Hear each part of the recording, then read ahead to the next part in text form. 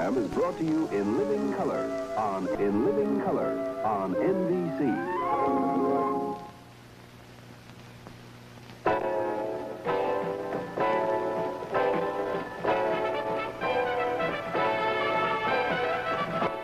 Baseball's 39th All-Star Game.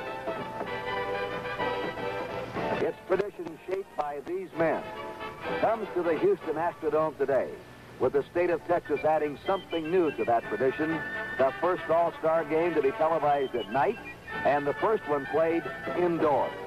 From his birth in Chicago in 1933 as the dream of the late Arch Ward, sports editor of the Chicago Tribune, to Houston's palatial eighth wonder of the world, the All-Star Game has annually been the showcase of baseball's best, with the starting lineup selected by the major leaguers themselves. The National League leads the series with 20 victories. The American League has won 17, and there's been one tie. Deep in the heart of Texas, welcome to the 35th anniversary mid-season baseball classic. From Houston, at the Astrodome, NBC Sports presents the 1968 All-Star Game, brought to you by Gillette, makers of super stainless blades and right guard deodorant, and by the makers of Emerson's. Truck from Chrysler Canada Limited.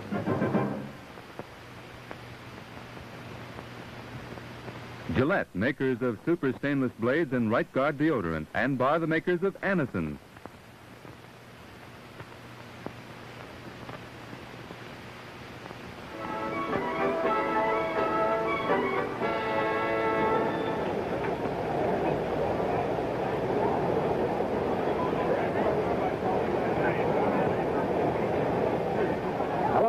I'm Kurt Gowdy to call the play-by-play for you. Pee Wee Reese, Sandy Koufax will be analyzing. We had a rain most of the day here that left everybody unconcerned in Houston because they knew it would be play ball tonight under perfect conditions, air-conditioned theater comfort. We'll have a standing room crowd of 52,000, and they'll be watching to see if the American League can end a 5-year domination, a 5-year winning streak of the National League. The National League is the favorite, based on recent history and a better rested pitching staff that Sandy will be telling you about. And we have two Mr. Zeros starting, two right-handers, Don Drysdale of the Dodgers in the National League and Louis Tion of the Indians in the American League will be the starting pitchers. They have each thrown 7 shutouts in the first half of the season. And Pee Wee, this is the National League part. And these National League players have all played in here over the years since the Astrodome was built. Many of the American Leaguers are seeing it for the first time. Do you think this will be an advantage for the National League? No way, Kurt. No way. I went out with these fellas on the infield before the game with Brooks Robinson, Fregosi, Carew, and Killebrew. And they say if the National League can catch this ball off the AstroTurf, we're professionals. There's no reason why we shouldn't catch it. And if the American League loses, it won't be because of the AstroTurf. All right. Now, of course, in a short series or one game, it's usually pitching that tells the story. What about the pitching here tonight, Sandy? Well, Kurt, I think in that department, I think the National League has the edge. Not that they have the better pitching. They are carrying one extra pitcher. They have 8, where the American League only has 7. And of the 7 pitchers the American League has, 5 of them started on Sunday, including Louis Tion, who was starting the game for the American League. And the National League only has 2 that pitched on Sunday. One is Jerry Kuzman, who pitched with 1 batter, and Tom Seaver, who pitched 1 inning. Everybody else is well rested. Don Drysdale, a starter, is going with his normal 3 days rest. So I think that could favor the National League here tonight. All right, now let's take a trip around the interior here of the Astrodome. And to be your host is the fine announcer of the Houston Astros, Mr. Gene Elston. Thank you, Kurt. Most happy to have all of you with us tonight. The Houston Astros are proud to have NBC and all of you fans in the Astrodome, the fabulous Astrodome, the 8th wonder of the world. So let's see what the place looks like. For the first time in history, the All-Star Game will be played in air-conditioned comfort under a dome high enough to place a 12-story building. Being a perfectly symmetrical ballpark, there are few problems involved when it comes to the batted ball. Fences are 340 down each foul line, 390 to right and left center fields, and 406 to center. Now, you'll note the yellow lines in the fences. Any ball hitting this line or above is a home run. Now, the dugouts here in the Astrodome are the longest in baseball, 120 feet, which also includes the bullpen, pitchers, and catchers. Spectators walk down 80% of the stadium seats, more than any other stadium. The seating capacity here is 45,000 for baseball. All seats are theater-type cushion chairs, color-coded to match the spectator's ticket. Seating is on 6 levels, with the field seats mechanically movable for football seating. 5 restaurants, 2 private clubs for baseball stadiums, and more than tomorrow, it's modern. And as if that's not enough, let's take a look into the far reaches of the 9th level here at the Astrodome. Now, don't think by the pictures we're leaving baseball and the Astrodome. On the contrary, this is a look into one of the over 50 luxurious skyboxes on the 9th level. Boxes containing 24 to 30 seats adjacent to the club room. Each club room is individually designed with a different motif. Magnificently furnished and containing all the comforts, as you can see, telephone, radio, television, even closed-circuit TV for viewing the ball game that's in progress and will be here tonight. Restroom, ice maker, and bar, and of course, special elevators take the skybox holders to their very special club room. You know, many adjectives have been used to describe the Astrodome, but somehow they all seem inadequate. You know, it is generally agreed that no one man could have built the Astrodome. But without Judge Roy Hoffheinz, owner and president of the Houston Sports Association, the Houston Astros, it would certainly not be a reality today. Now, just completed this year in the right field outfield area are Judge Hoffheinz's private quarters. From the 9th level Polyasian bar down through 5 additional levels, you'll find almost a complete city. The presidential suite, plus 4 other suites with facilities for sleeping over 14 people. Beauty parlor, barbershop, children's play area, small movie theater, a boardroom where the National and the American Leagues will hold their meetings tomorrow, and, of course, a complete recreation area. This definitely is the Astrodome, and this is baseball tomorrow style, modern baseball, inside in air-conditioned comfort. You know, as one gentleman once said, you have to see it to believe it. And somehow, even then, you don't. And we certainly hope that you fans, wherever you may be, will have an opportunity to get to Houston and see the fabulous 8th wonder of the world. Now from the gondola, 208 feet overhead, you get this unique view of the Astrodome. Right now, back to Kurt Gowdy. Thank you very much, Gene Elston. And now, ladies and gentlemen, we're ready to meet the starting lineup and also the squad members of the American and National League. Ladies and gentlemen, good evening and welcome to the Astrodome in the 1958 All-Star Game. Introducing the starting lineup for the All-Stars of the American League. The manager of the American League All-Stars, from the Boston Red Sox, Dick Williams.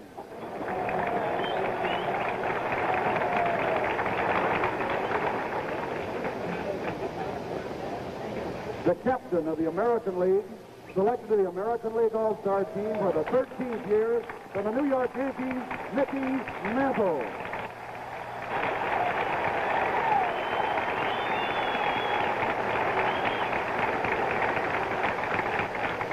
Batting first, shortstop, from the California Angels, Jim Fregosi.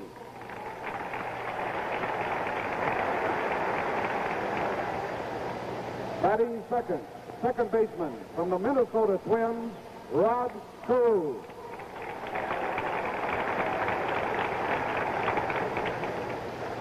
Batting third, center fielder, from the Boston Red Sox, Carl Yastrzemski.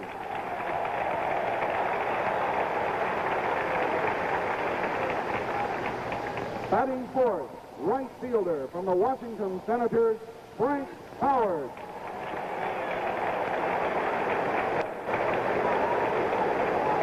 Batting fifth, left fielder, from the Detroit Tigers, Willie Horton.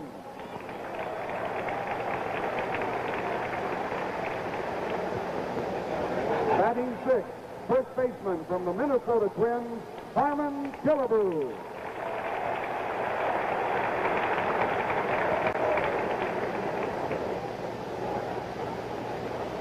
Batting seventh, catcher from the Detroit Tigers, Bill Freehan.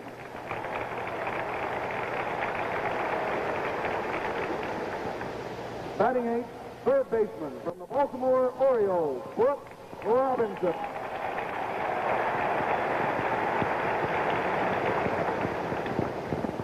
Batting ninth, the pitcher from the Cleveland Indians, Louis Diaz.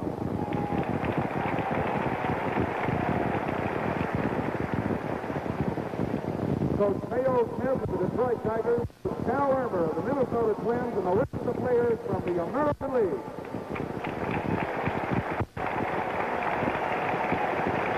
Well, there they are, the American League squad.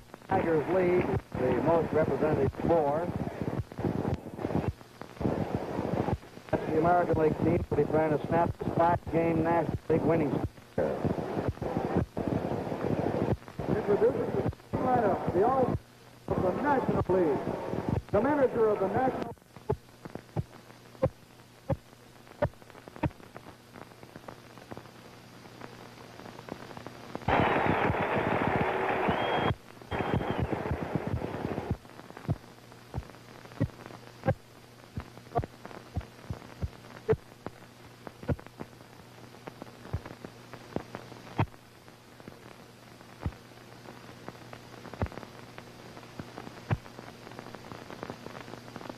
batting second, left fielder from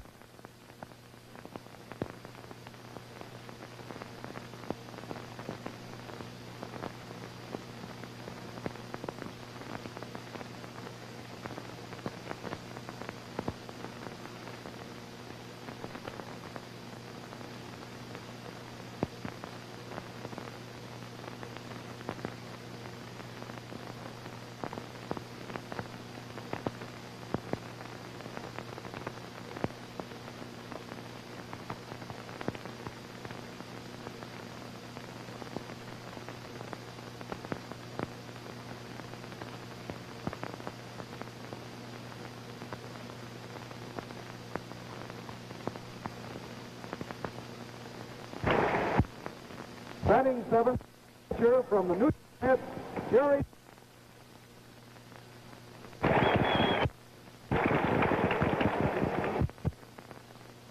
Shortstop from the Chicago Cubs, Don Kissinger.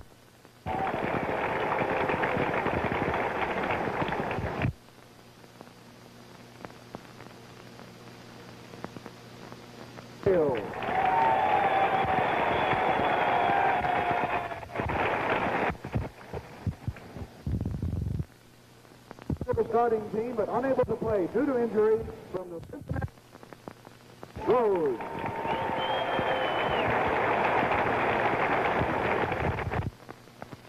Dave Bristol of the rest of the players from the National League.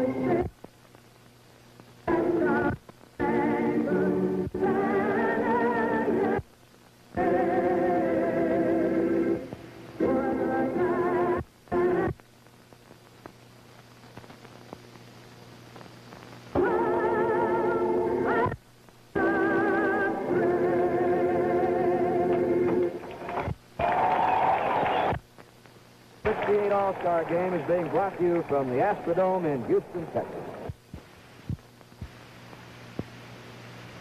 Hi, Dodge Fever is really catching with Dodge Fever specials. Especially equipped cars at special prices. Save up to 50% on extras. Here's what you get on Monaco and Polara.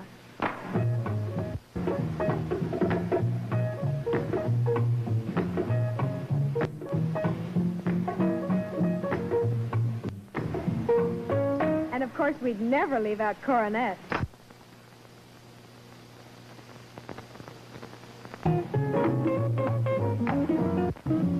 Dart has Dodge Fever specials, too.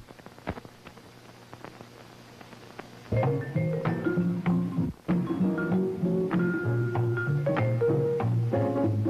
a Dodge Fever special at your Dodge dealers. At participating Dodge dealers, you may also win an exciting bonus bandwagon gift. Save at your Dodge dealers now.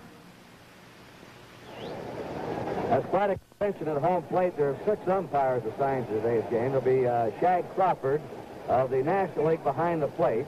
Larry Knapp of the American League at first. Mel Steiner of the National League at second. Bill Kinnaman of the American League will be umping at third. The left field line will be handled by Jim Odom of the American League, and umpiring the right field line will be Harry Windelstedt of the National League. And Dick Williams, the manager, and his captain, Mickey Mantle, represented the American League. Red Shane East is the manager of the National League, and the captain, Willie Mays, out there for the pre-game ceremony. This is the first year we've had captains, and of course the 2 veterans, Willie Mays playing in his 19th All-Star game. There's the commissioner of baseball, General Eckert, and Ducky Medwick, just elected to Baseball's Hall of Fame, who was a great minor league player here in Houston before he went up with the Cardinals, had the honor of throwing out the first ball to get this 39th All-Star game underway. Mantle was playing in his 16th game, and they were both highly honored to be selected as captains the first time that the All-Star game has featured captains of the squad. National League will be moving out in just a moment. And we'll be giving you the batting orders again in case you're going to run down and keep score. Here's the American League batting order. Jim Fregosi is the shortstop of the Angels. Rod Carew of the Twins is batting second at second base. Yastrzemski of the Red Sox is hitting third in center field. Howard of the Senators is the cleanup man in right field. Horton of the Tigers is in left field hitting fifth. Killebrew of the Twins is at first base batting sixth. Freehan of the Tigers is catching, batting seventh. Robinson of the Orioles is batting eighth at third, and Louis Tiant is pitching. He'll go only 2 innings. He worked 6 2/3 innings on Sunday. He says his arm is tired, so he's only going to pitch 2 innings. No starter can go over 3 innings, by the way. In the National League lineup, Willie Mays in center field.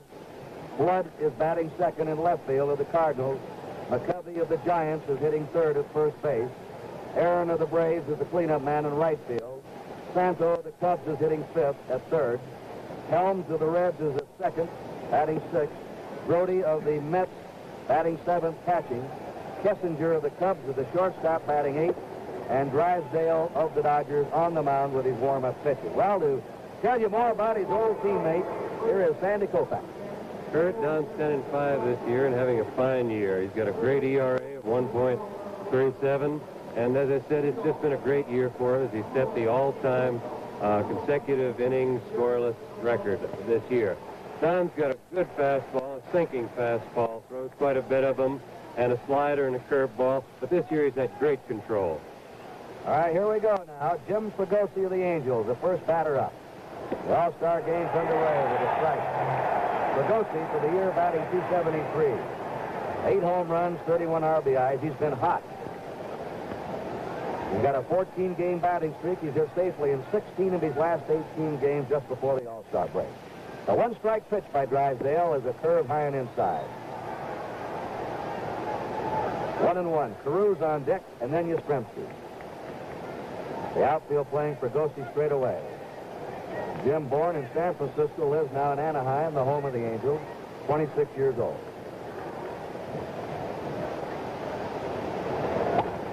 There's a pop off to the right. Going over is Brody, the catcher, and right into the camera enclosure there.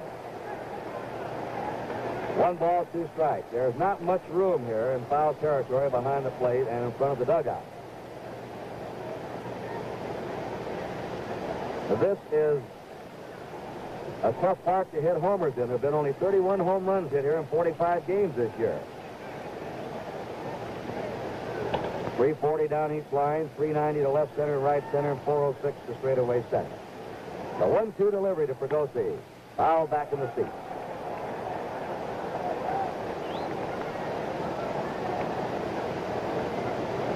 Drysdale has not only been a brilliant pitcher over the years with the Dodgers, but a durable one. Very seldom has had arm trouble. Out there in his rotation, time after time, year after year. He's the only man on the Dodgers who was with the team in Brooklyn, still with them. Trying to hit that outside corner, missing. 2-2 to Fregosi.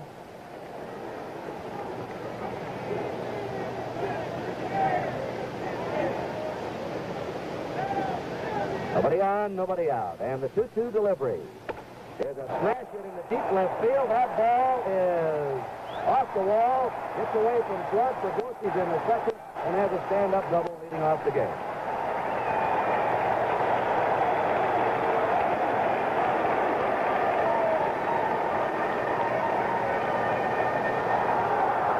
We're going to see 2 different styles in pitching tonight. Drysdale starting for the National League and Tiant starting for the American League. Drysdale is very smooth, as you notice, and Tiant, as we saw a couple of weeks ago, is quite herky-jerky. Throws from all different positions. Drysdale is very smooth. All right, Rod Carew of the Minnesota Twins up, batting .286, 1 homer, 14 RBIs. Fregosi on second, nobody out. Time called. I think Carew asked for time, and Crawford yelled it behind the plate. Carew was the only rookie to start in the game last year, so he started now 2 years in a row in his first 2 years in the big league. They're playing him as a pull hitter to right.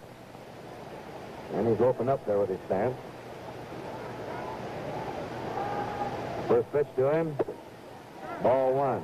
Drysdale, you notice, the side armor has always been wicked against right-handers. How about left-handers, left-handed batters against him, Sandy? Kurt Dunn used to have quite a bit of trouble with the left-handers, but a few years ago he came up with a slider and tries to pitch it up and in on the left-handers a lot. And he's been fairly successful with the left-handers with that pitch and the fastball out away from him. But before he had the slider, they gave him a lot of trouble. All right, now Drysdale's off to a shaky start. First man up double. He's behind Carew, 2-0. Bouncing ball to the right side. McCovey handles it easily. And advancing to third is Fregosi. For the American League is a runner on third, 1 out. Carew bouncing out to McCovey, and here's Carl Yastrzemski, who was the player of the year last year. Not quite having the season this year that he had last year, but he's still having a good one. He's hitting .301, 13 homers, 33 runs batted in. And the outfield has just been waved deep and over to right. Carl had been in a bad slump. He'd gone 21 games without a home run, but in Sunday's doubleheader against the Twins, he hit a home run in each game at Fenway Park. Big shot. He takes about as hard a cut as anyone in the majors. And thanks to the Houston Astros for their nice message. That's a $2 million scoreboard, by the way, you're going to be watching tonight. Fregosi at third. 1 out. 1 strike to Carl Yastrzemski. Drysdale, something extra on that one. That shoulder high fastball, and he's got Yastrzemski in a hole, 2 strikes. Right now, Carl's the runner-up man in the American League batting race to his teammate, Ken Harrelson.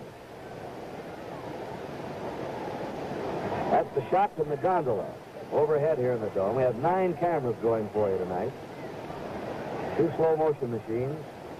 We hope you enjoy it. A 2-strike pitch. A ball, 1-2 to Carl Yastrzemski. Kurt, that pitch right there was the slider in on him that Don has been so successful with against the left-handers. And He set him up with the change and threw him the high fastball. I think he wanted that as his out pitch there. Carl, a Long Island boy, lives now in Linfield, Massachusetts. Started his college career at Notre Dame and graduated from Merrimack College in the Merrimack Valley.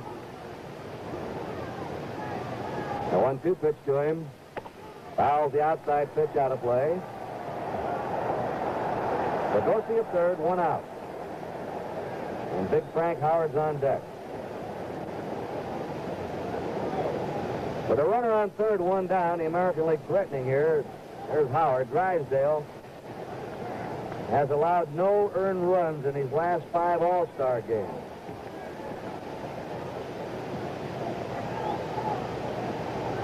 That's our center field camera looking in now.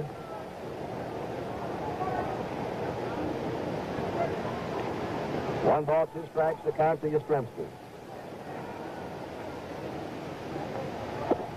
Ooh, that breaking pitch just missing.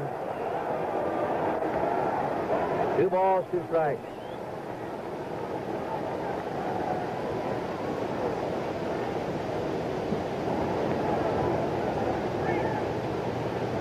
And you saw the starting lineup's going to do. Yastrzemski is 6 feet tall, weighs 185. He looked like a midget against Frank Howard when he came out and stood alongside him. 2-2. Carl asking for time. He'll be switched to left field in the 4th inning.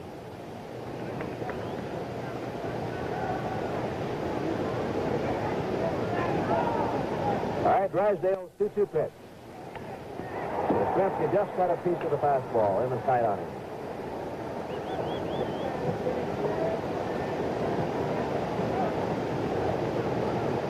Yastrzemski last year was the only player in the All-Star game to have 3 hits in that 2-1 15-inning game in Anaheim that the National League won. Actually, was on base 5 times. He had a couple of walks. Bergosi at third, 1 out. The 2-2 pitch to Yastrzemski. He stops it up down the foul line. Backpedaling, Sano grabs it. That runner's still on third. Yastrzemski fouls out for third baseman Sano. Now it's 2 down for the American League. And Frank Howard, 6 feet 7, 278 pounds. That bat looks like a toothpick in his hand. This is his first All-Star game. And of course, he went on the famous flurry in May. He hit 10 homers in 6 games. And the crowd looks at the size and oohs and ahs at him. A gigantic man. He's leading the majors in homers right now at 25. A line shot to shortstop secondary, and Drysdale gets out of the jump. So in the top of the first, no runs for the American League, 1 hit. There were no errors and 1 man left. Middle of the first inning, the American League nothing, the National League coming to bat. Oh, some defense, Healy. They're killing it. Of course. Artie Healy, where is our right guard? Here in the locker room. You left your family defenseless?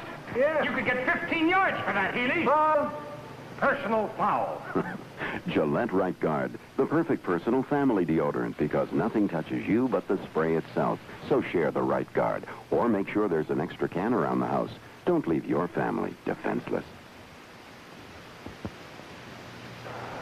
Gillette Foamy Shaving Cream. So creamy rich. So creamy thick. So creamy moist.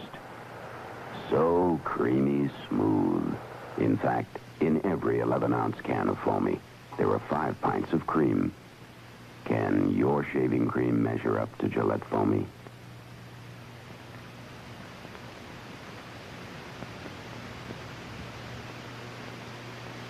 Cleveland's brilliant right-hander Louis Tion starts for the American League. Here's Sandy to tell you about it. Kurt Tion's having a great year. He's 14-5 and an ERA of 1.24.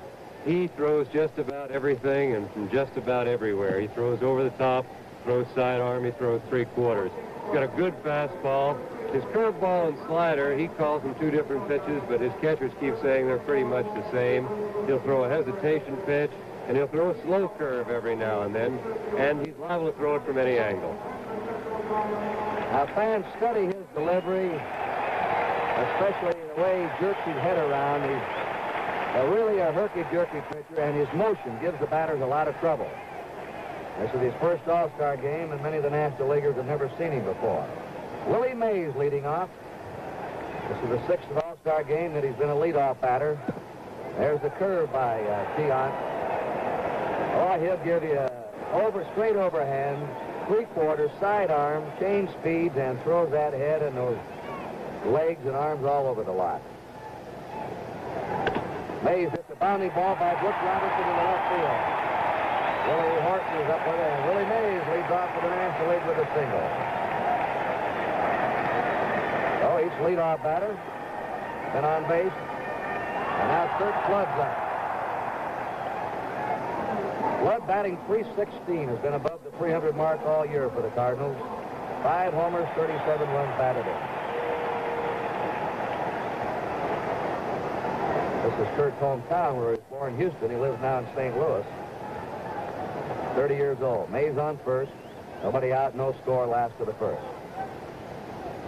Tiant making his move.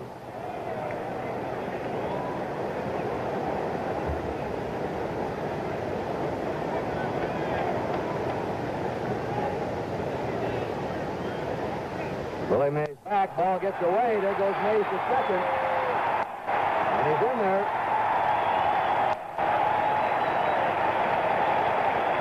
Willie doesn't run the bases as much as he used to. He's older now, 36, but he can go when he wants to. And dangerous runner like him shows what's going to happen. He'll make you throw him out on the bases, Kurt. He came up after the slide and turned and faked like he was going to go to third. He's trying to get Harmon to throw the ball.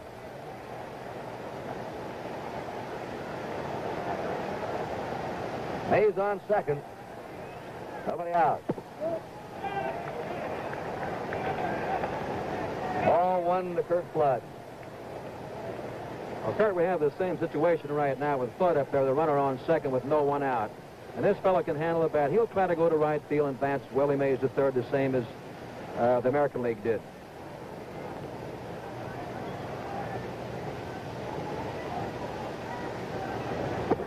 Curve is outside. 2-0. Louis Tiant was born in Havana, Cuba. He lives now in Mexico City. His father was an outstanding left-hander in Cuba for many years. And Tiant suddenly blossomed this year into a great pitcher. The 2-0 pitch to Kurt Flood is strike 1, 2-1. Killebrew was charged with an error. The official score charged Killebrew with an error on the throw to first base by Tiant, which allowed Mays to go to second.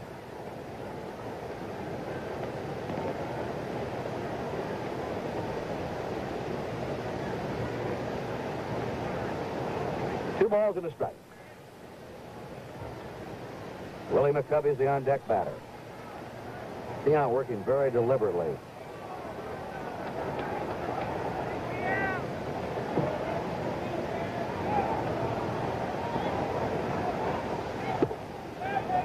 Three and one now. He's behind Flood.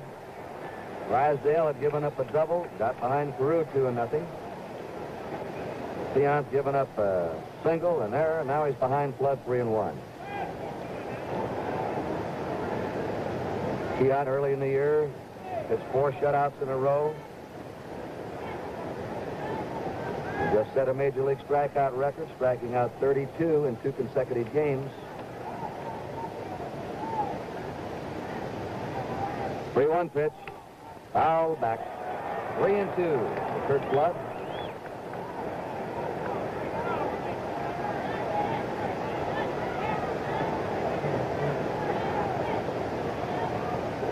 Kurt, I think Tiant may be showing that he's a little tired. He's thrown a few breaking balls, and most of them have been inside to the right-hand hitters, which is usually a sure sign that the pitcher might be a little tired. He doesn't have the strength in his arm to get the ball out of the way.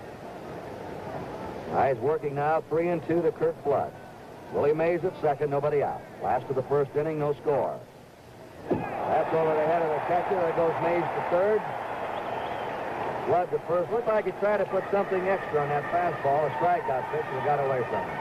Sure, I think it got away a little bit, but I think they got crossed up in their signs because Freehand never even went up after it. He looked like he was looking for something down low. The ball just went right over his head. Wild pitch charged against Dion. Flood on with the base on balls, and Willie McCovey.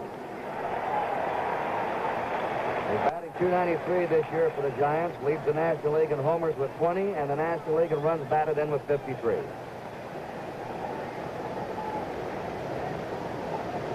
Strong left-handed pull hitter. They play him deep and toward right.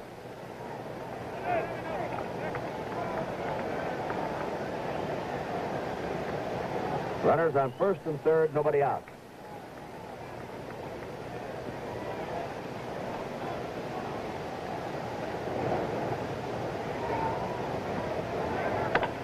Bounding ball to Carew. They go for one, back to first, double play, and in to score is Willie Mays. No run batted in for McCovey.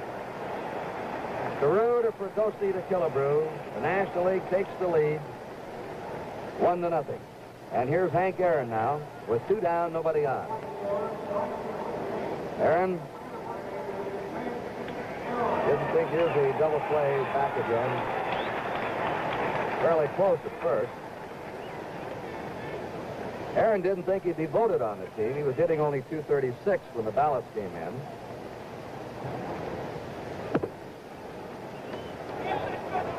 Ball 1 to him.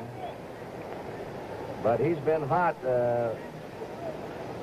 He had 7 hits in his last 8 times at bat just before this All-Star break. Get his average up to .247. Don't worry about him. He'll be up there before the season's over. He has the highest lifetime average of any active player. Lifetime batting average of .316.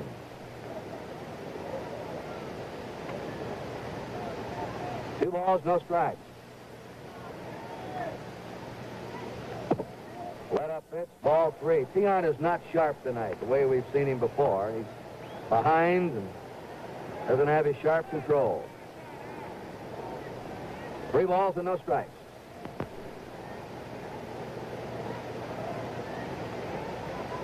Aaron goes for it and fouls it off. He was looking for that fat one. 3-1 to Hank Aaron.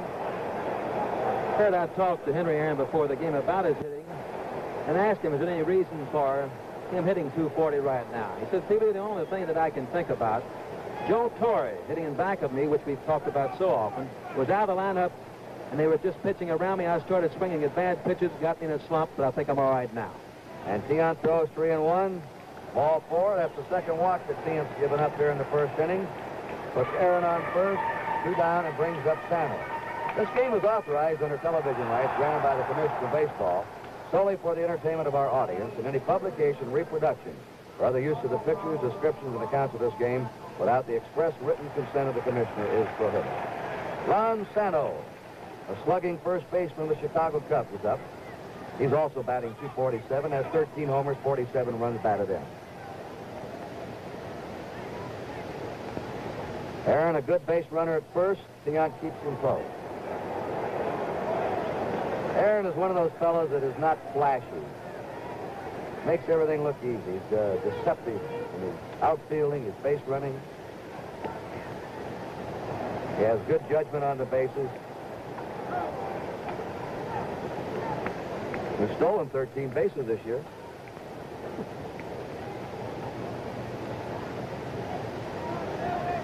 Aaron on first, 2 down. The National League ahead 1-0. Breaking pitch in. 0-1 to Ron Santo.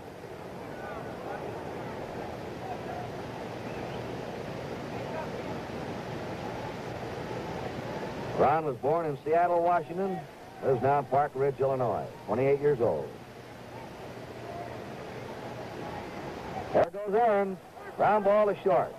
Fregosi over to first, and that's it for the National League. Sano grounding out short to first. The National League had 1 run.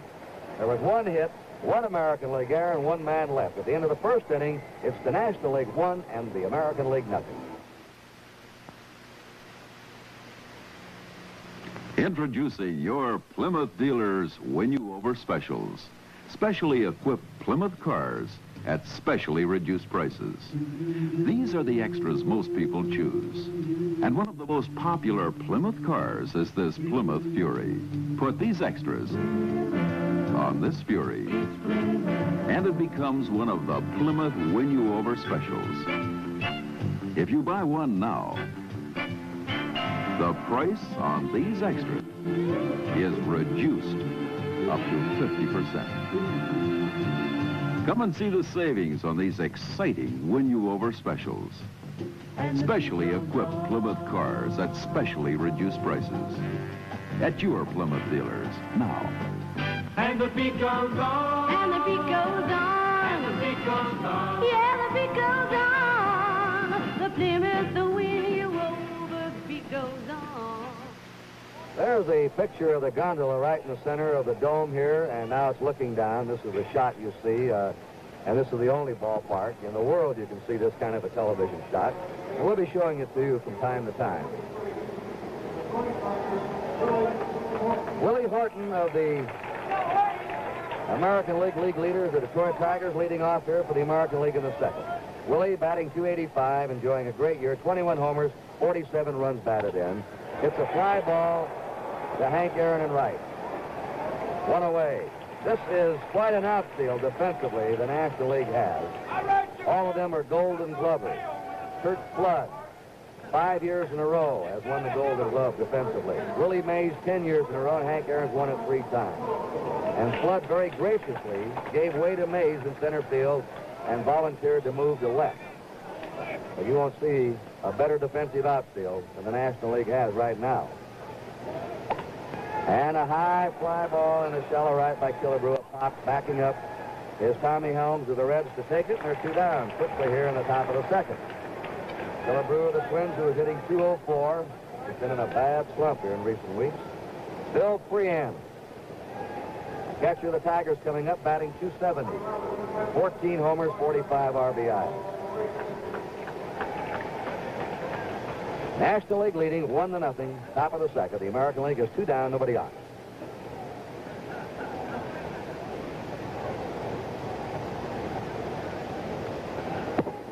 Breaking pitch at the knees for a strike. Freehan, a former football star at the University of Michigan. Mayo Smith, coaching at first of the Tigers. Cal Irmer of the Twins at third. Dick Williams, the manager of the Red Sox. And after that breaking delivery, it's strike 2.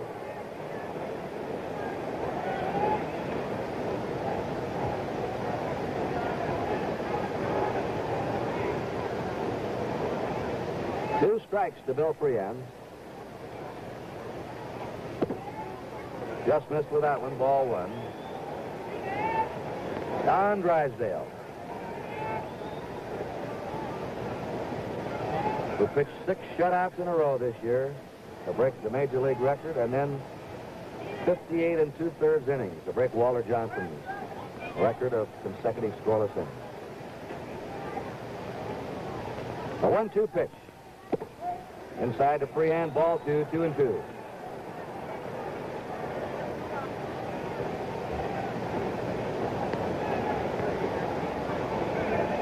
As Sandy told you, Drysdale is working with his normal rest. His last game was last Friday night against Cincinnati.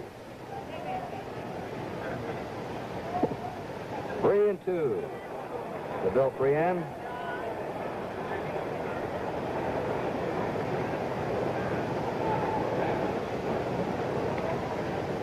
Drysdale ties the record tonight, shared by Gomez and Robin Roberts, his 5th All-Star start. 2 down, nobody on. The 3-2 pitch to Bill Freehan.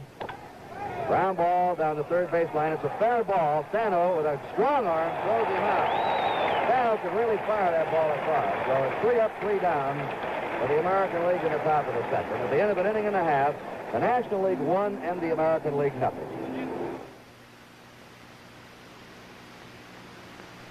Ever find yourself dragged to a party when you had a headache and didn't want to go?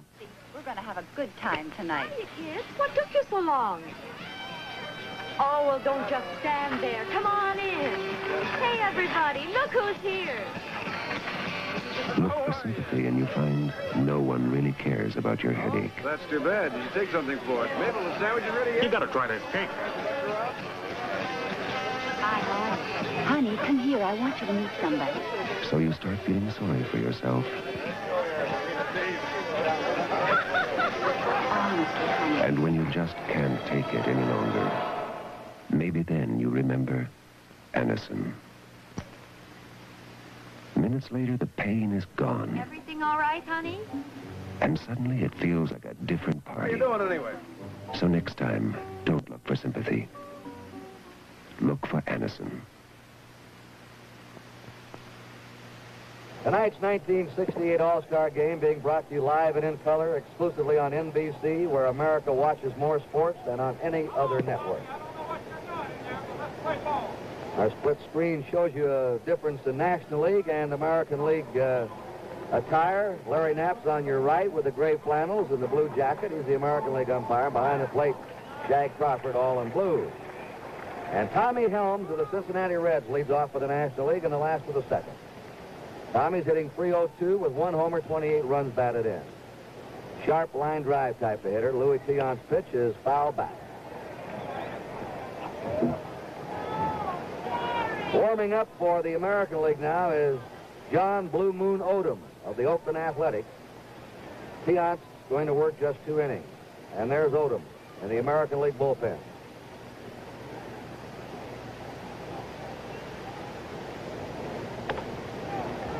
Foul back again. They're going to make some switches as soon as they can. The starters must go 3 innings. The starters are selected by the players. But the American League does not have a good defensive outfield. Willie Horton in left, Frank Howard in right are not noted for their outfielding. Yastrzemski's playing out of position, although he has played center field before, but he's normally a left fielder. There's a line shot to right. Howard up with the ball. Helms is going for 2. The throw, and Helms is in with a double.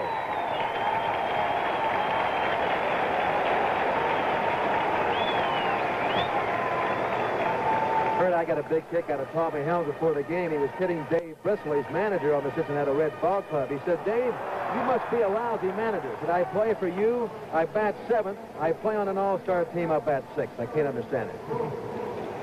Here's Gary Grody up.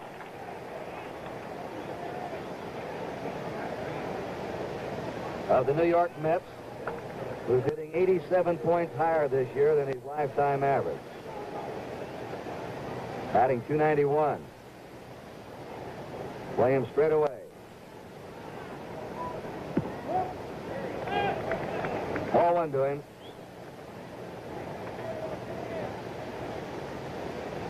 He is the second Met player to ever start an All-Star game. Ron Hunt was the starting second baseman back in 1964.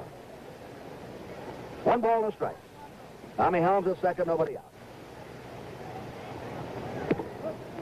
2-0, and Tion is behind the hitters tonight. National League leading 1-0.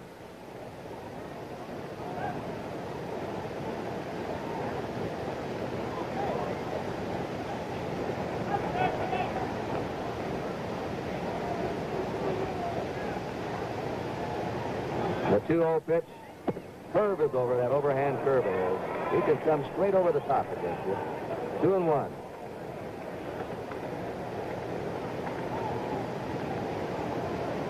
And Jerry Grody's back home in Texas. Born and still lives in San Antonio. Tommy Helms with his back to you, getting his lead at second. Nobody out. The 2-1 pitch to Jerry Grody.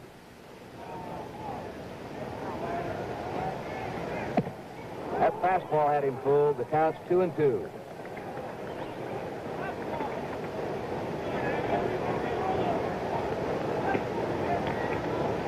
National League has had 4 base runners so far with 2 hits and 2 walks.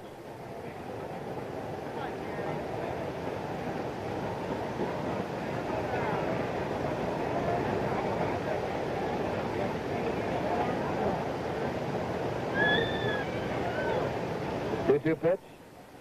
Struck him out on a curve. First strikeout for Tion. 1 out.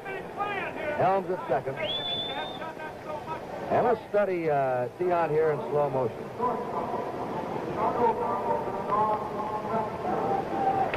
Sometimes he'll flop that head around.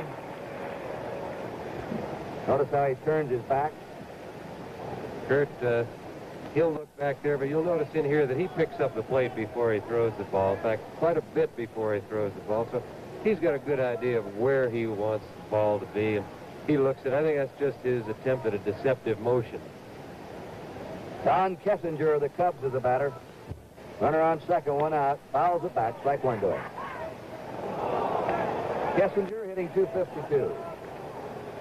He has no homers, 18 RBIs.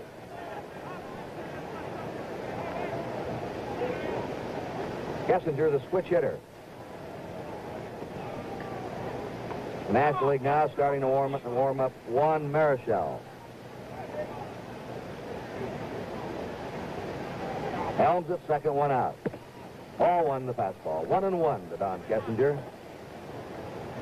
Marichal pitched Saturday at San Francisco against Bob Gibson. And that's not a bad back-to-back combination of Drysdale and bringing Marichal in. Maybe Gibson behind him. 1 ball, 1 strike. Ball 2. Tion's a little disturbed in himself.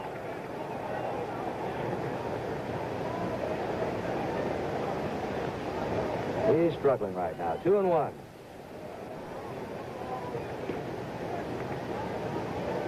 He had quite a game on July 3rd when he struck out 19 batters in 10 innings and struck out the side in the 10th.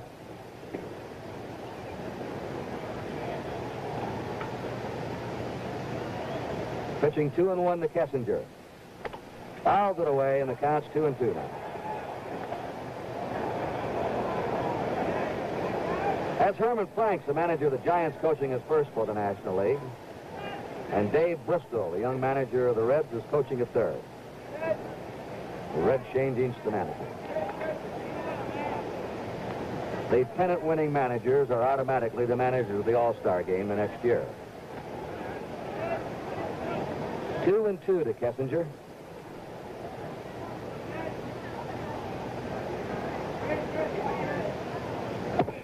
Got him on a fastball. 2 strikeouts in a row for Tion. And Drysdale now coming up for the National League. A pitcher who can swing the bat. Kurt, yes, he can. Don actually hit 300 one year as a pitcher and as a pinch hitter. I was kidding him before the game, telling him, well, why'd you come out of the ball game the other night for a pinch hitter? I said, you can pinch hit for me in the World Series. You can hit for yourself. Well, he has 28 lifetime home runs. Helms at second, 2 down. Last of the second, the National League's ahead 1-0.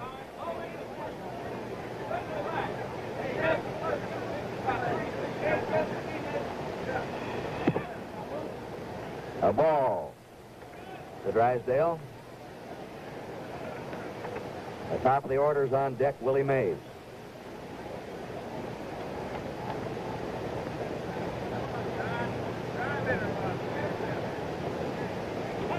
Don is one of baseball's more handsome players.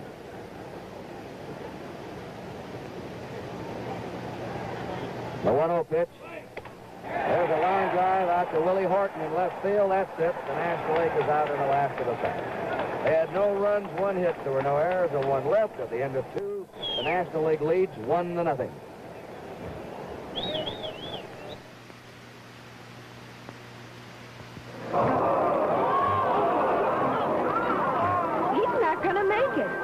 He's about to fall head over heels for Dodge Fever.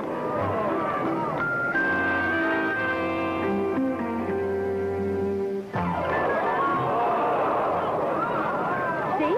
Everybody's coming down with it. And there's only one way to get over it. 68 Dodge Charger. Greatest show on the road. From hideaway headlights to 318 cubes of hustling V8. Inside, deep cushion buckets. map pockets, glare-resistant sports panel, and optional air conditioning from Chrysler Air Temp. Keeps you cool and comfortable inside, keeps noise, dust, and heat outside. Chrysler Air Temp. Order it on Dodge Charger for $1968. Dodge Fever. It's a beautiful way to go.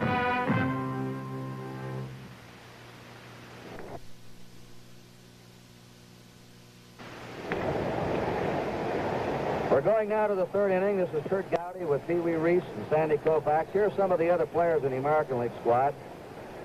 Johnson and Powell of the Orioles, Harrelson and Santiago was selected, but Gary Bell was replaced in. Santiago was injured. Tommy John, Dwayne Josephson of the White Sox. Brooks Robinson of the Baltimore Orioles. Brooks batting .243 with 10 homers, 37 RBIs. Drysdale's pitch, bounding ball up the middle. Kessinger over by the bag to throw him out. One down.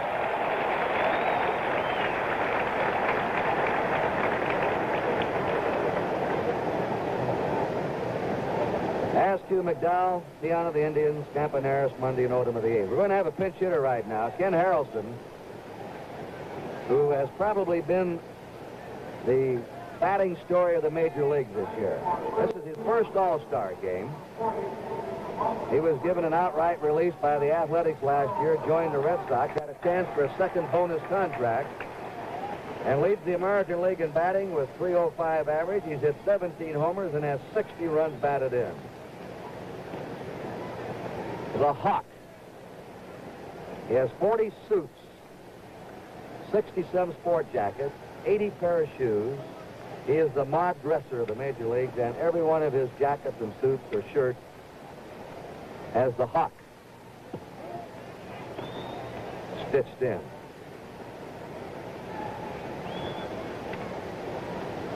One out for the American League. Top of the third. The National League's ahead 1-0. Drysdale's pitch is over to him, 1-1. Drysdale, by the way, has just broken a record. He has now worked 18 2/3 innings, the most innings ever pitched by anybody in an All-Star competition.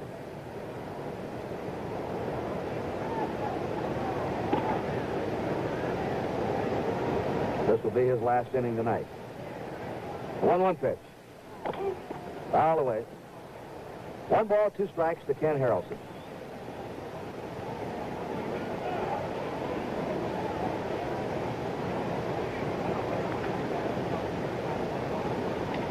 Harrelson's a refreshing fella. Got a lot of personality, colorful, and doesn't mind telling you he's a great athlete.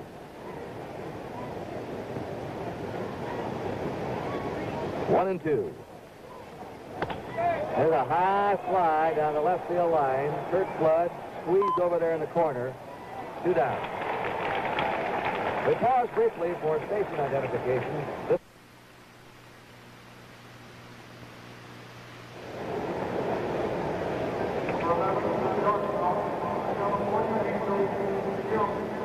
Now to the top of the order, and Jim Fregosi, who led off this game with a double off the left field wall.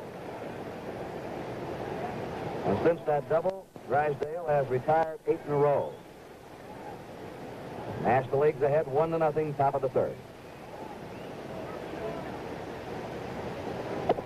Fastball, good to him for a strike. 0-1 to Fregosi.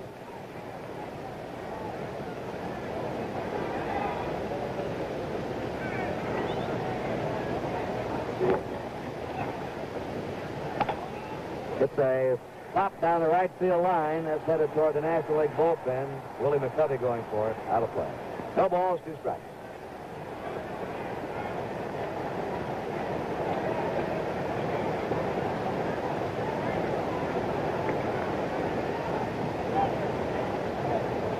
Well, this has been the year of the pitcher in baseball. Unbelievable pitching records have been set. Drysdale has broken 2 major league records. Gibson has had 5 shutouts in a row. That was finally broken. But he's allowed only 1 run in his last 65 innings. Tion McLean comes to the All-Star break with 16 victories. A little tapper right back to Drysdale. Another easy inning for Don Drysdale, and in the third, 3 up, 3 down at the end of 2.5. It's the National League 1 and the American League nothing. 30% flat. 30% flat. Robert McLaughlin! You leave those flaps alone and give us back the right guard. Don't you dare fly away and leave us defenseless. Lachlan, you took your family's right guard? Yeah, you're grounded. Oh, no. Gillette Right Guard, the perfect personal family deodorant because nothing touches you but the spray itself. So share the Right Guard or make sure there's an extra can around the house. Don't leave your family defenseless. Young man. Yes, madam. Is this the one they call the spoiler? Oh, yes, madam. You're absolutely sure? Yes, madam. With the miracle plastic coating on the edge? Yes, madam. But it doesn't say the spoiler. Madam, I give you my word. Thank you. You know, my husband has so much trouble when he shaves. I must tell him about it.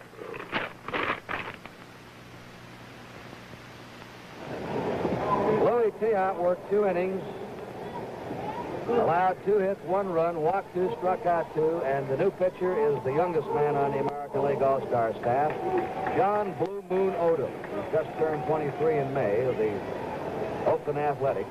He's won 7 and lost 5 this year, earned run average of 2.38. He got that nickname Blue Moon when he was a youngster. They say they gave it to him in school.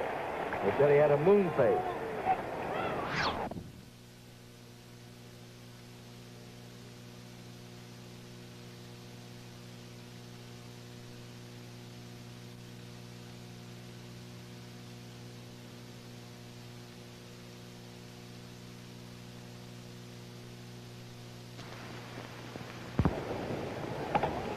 It's a pop down the right field line. That's headed toward the National League bullpen. Willie McCovey going for it. Out of play. No balls, 2 strikes.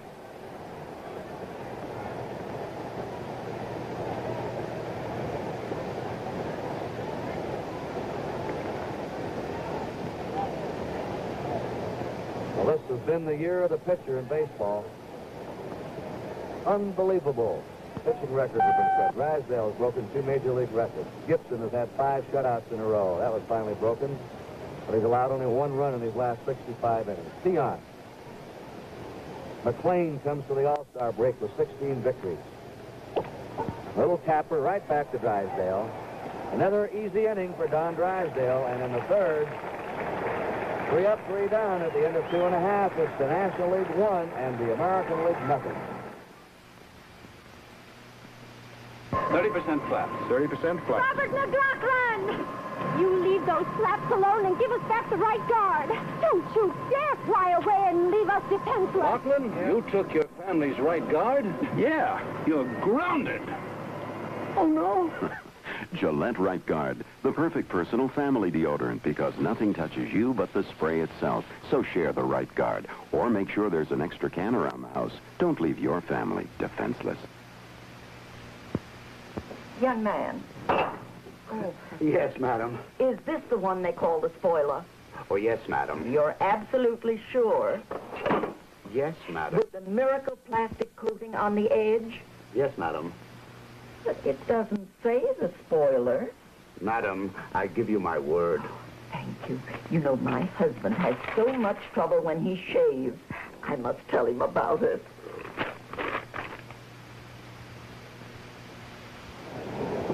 Louis Tiant worked 2 innings, allowed 2 hits, 1 run, walked 2, struck out 2, and the new pitcher is the youngest man on the American League All-Star staff, John Blue Moon Odom. He's just turned 23 in May of the Oakland Athletics. He's won 7 and lost 5 this year, earned run average of 2.38. He got that nickname Blue Moon when he was a youngster. They say they gave it to him in school. They said he had a moon face. Willie Mays singled his first time up. Every time he gets a hit, he extends his own record for most hits in All-Star game competition. All 1. Well, how's it look so far, Pee-wee? I know once thing, that Drysdale certainly looks sharp. It looks like he's going to have a little rough time at the start, but he settled down there after the first inning. 1-0. Big cut. 1-1. Some of the players on the National League squad are Lou and Reed of the Braves. Johnny Bench Perez of the Reds will be in here. Rusty Staub of the Houston Astros.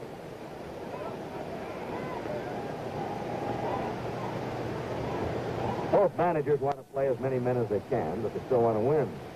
1-1 pitch. Bouncing ball to shortstop. Bergosi to Killebrew, and there's 1 out. Kurt Flood is coming up. He walks. McCovey will be on deck. And, of course, Haller, aside from Drysdale, the Dodgers, Kuzman and Seaver of the Mets, Woody Fryman of the Phillies.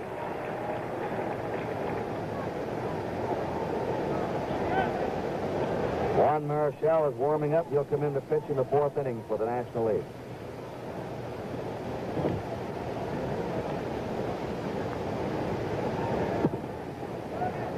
One ball, no strikes to Kurt Flood, who's quite an oil painter. He is such a good painter now, he's selling his portrait.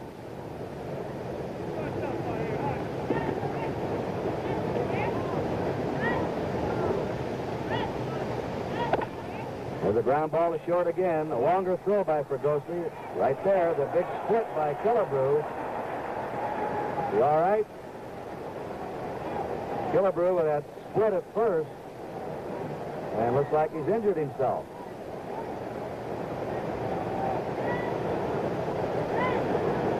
There it is in slow motion. Study it, Pee-wee. Well, Kurt, what I think happened, watch this throw for Fregosi. It was low, and watch this stretch by Harmon Killebrew. Watch this right here. He does a split. Look. What he could have done, he could have pulled a muscle, a groin muscle. Here comes Boog Powell out of the dugout to go out and check on the first baseman. Now you can see, and Harmon Killebrew is not exactly a gazelle. He's not used to doing something like this, and I'm sure he could have pulled a muscle. The American League trainer, Buddy LaRue of the Red Sox, out attending him. John Powell of the Orioles is going to come in and play first base to replace Killebrew. There's Powell, number 26, getting his arm warmed up.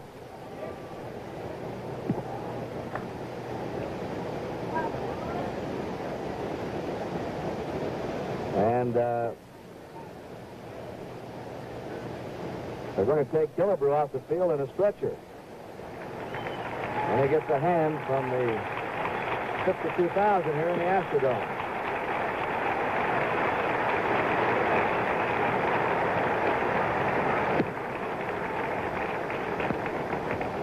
We'll have the report on him just as soon as they examine him in the clubhouse. So Powell goes to first base, replacing Killebrew. The National League has 2 down in the last of the 3rd. They're leading 1-0, and the batter will be Willie McCovey, who hit into a double play first time.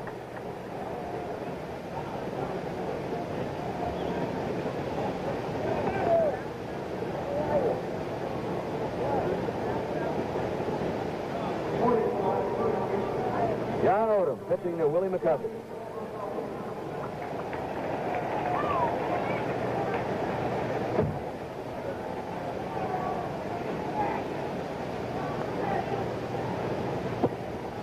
Odom throwing a curve and missing ball 1. 300 radio stations, including 51 ships, are on the Armed Forces radio. There are 21 countries around the world. On TV, we'll be showing replay of this game in about 2 weeks to our troops overseas. Fastball for a strike. The game is being seen throughout Canada and Mexico. Buck Canal for the 32nd All-Star game, and Spanish is broadcasting this throughout the South American countries. A 1-1 pitch. There's a beautiful changeup by Blue Moon.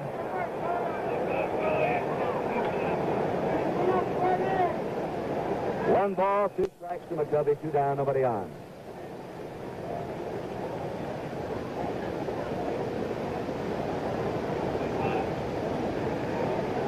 A couple of years ago, he couldn't throw that changeup. He's learned how to pitch. Ball 2. He was just a fastball pitcher when he first came up. Thrower. 2-2.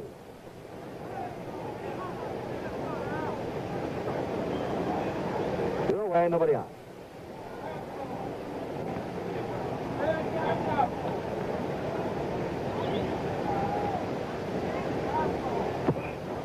Just missed with a curve. It's 3-2 now.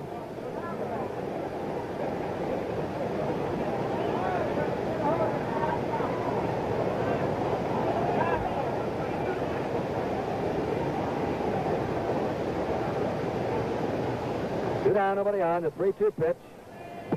Struck him out on a fastball, and Odom sets the side down in order in the last of the third. So at the end of 3 innings of play, it's the National League 1 and the American League nothing.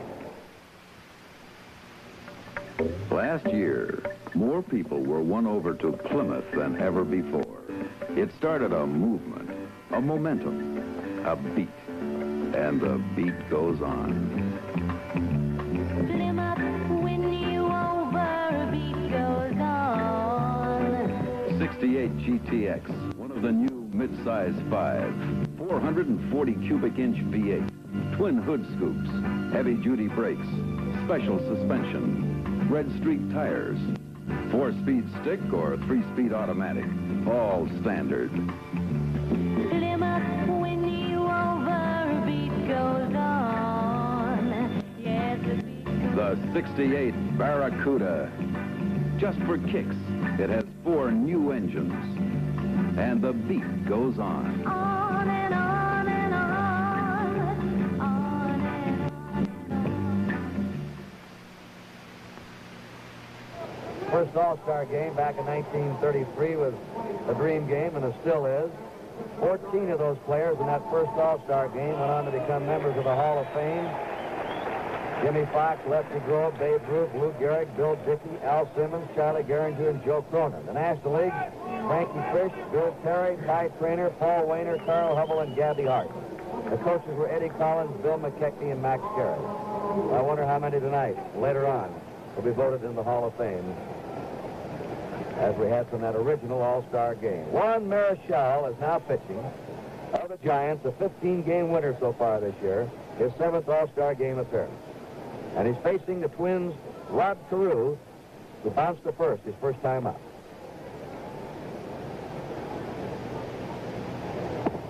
Strike 1 to him. The American League's had only 1 base runner, Fregosi, who doubled in the first. Marichal will throw all speeds, overhand you, sidearm you, and has probably as fine as control as any pitcher in baseball. Strike 2. I think he'd walked only 23 men all year and nearly 200 innings of pitching.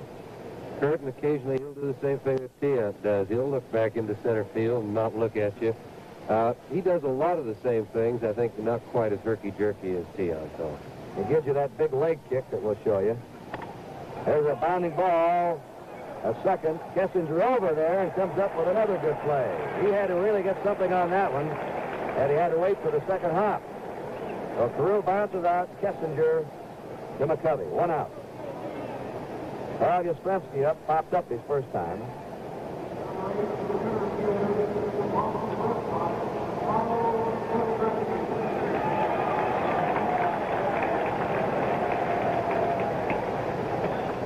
Frank Howard's going to be on deck.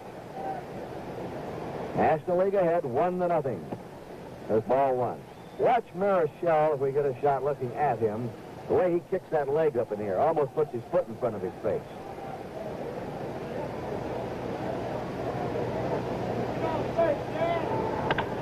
Yastrzemski hits a hot ground ball. Helms up with it to McCovey.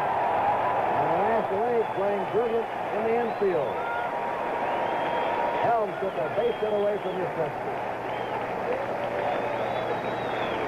That was a very fine play by Tommy Helms, Kurt. And it was also a good play by Willie McCovey. Willie McCovey went over for that ball and then had to come back to the bag and turn completely around, and Helms made a perfect throw.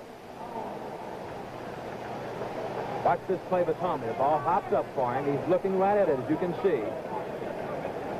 The throw, he has to wheel, turn around to his left. Here's the throw. Now we're back to live action, and Frank Howard up line to short his first time. 2 down, nobody on, top of the 4th. The National League ahead 1-0.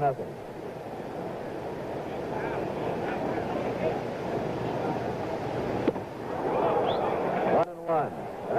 The American League had Rick Mundy and Tony Oliva warming up down the sidelines, and they'll come in and go to the defensive outfield in the last of the 4th.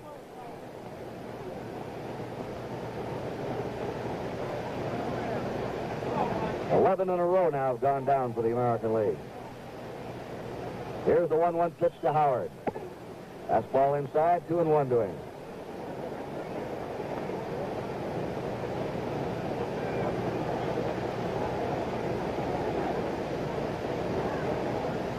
The 2-1 pitch. Fouls it back, 2-2. Kurt, as Sandy knows, and everyone knows, has been around this big fellow, Frank Howard. Before the game, I was talking to him, and he said, Pee-wee, what's happened to the All-Star game when they select me? Only 5 homers in a half year. That's what's happened to him. A little modest, isn't he? 2-2 to count. Fouls it off. You know, he's so big. Dick Williams said, I don't know whether we can beat these fellas tonight, but I like to fight them. With Boog Powell and Howard and Willie Horton and Bill Freehand. Somebody asked Dick Williams when the American League was going to leave in the bus yesterday. He says, ask Mr. Howard. The 2-2 pitch. Sidearms him and strikes him out. Well, that's it for the American League in the top of the 4th. At the end of 3.5 innings, it is still the National League 1 and the American League nothing. Going where the mosquitoes are this summer? They're waiting to see you. So is the pollen, the dust, the furry beings. They can be a bunch of troublemakers if you're allergic to one of them, and they just might start something like tears in your eyes, itchy, swelling, plaguey sneezes, and a painful, stuffy feeling in your sinuses. It could ruin your summer. Get help. Get Dristan. Dristan is on your side. Dristan puts an antihistamine into your system, a decongestant, and a pain reliever. If you're allergic to one of the troublemakers, take Dristan with you wherever you go. And summer can be everything it should be.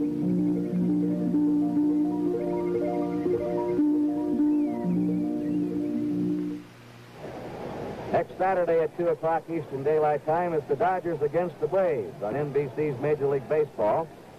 And the fans in Los Angeles and Atlanta will see the game between the Phillies and the Pirates. Don't forget the Sandy Koufax show just before the game. Every Saturday, our Major League Game of the Week on NBC. We have a new right fielder, Tony Oliva, now, has replaced Frank Howard. Willie Horton stays in left. He's going to lead off the 5th inning. They'll let him bat. And here's Hank Aaron for the National League in the last of the 4th. Aaron, Santo, and Helms is getting, facing John Odom. Odom's outside for ball 1. Kurt, speaking about next week's game, we might have a chance to see Hank Aaron hit his 500th home run in that. He's got 499 now. And he has another goal, Sandy. He wants to wind up with 3,000 hits, and it's almost a certainty he will in his career. Around, I think, 2,700, something like that. 2-0.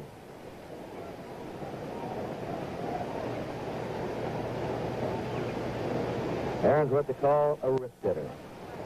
Snaps that bat around with powerful wrists. Pops it toward the seats and back to third. Brooks Robinson watches it sail into the stands. 2 balls and 1 strike. There are 40-some thousand theater seats in the Astrodome.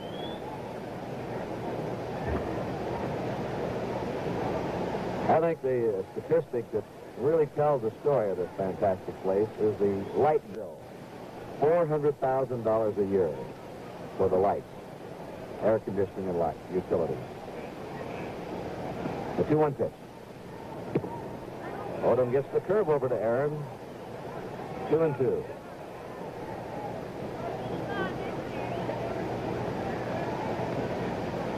Nobody on, nobody out. Last to the 4th. Fouls it back.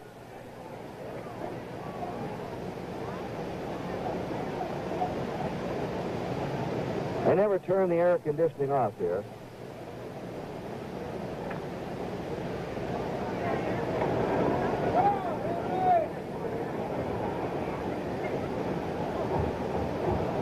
Now the delivery. Went for a bad pitch. Ran tagged him. Strike out for the pitcher, put out for the catcher. Oh, Hank Aaron went fishing. 1 out, and Ron Santo coming up, bounced to short. In the first inning.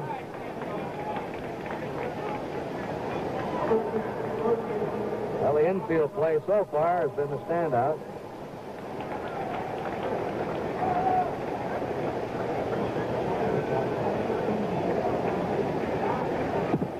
Strike 1.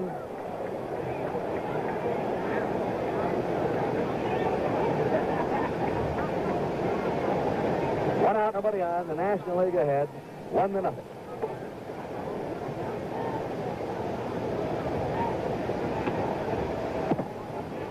Odom missing, 1-1. Denny McClain, the 16-game winner of the Tigers, is warming up now in the American League bullpen. There he is, McClain, number 17.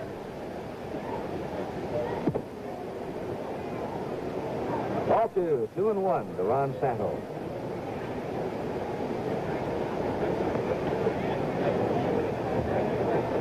One out, bases empty.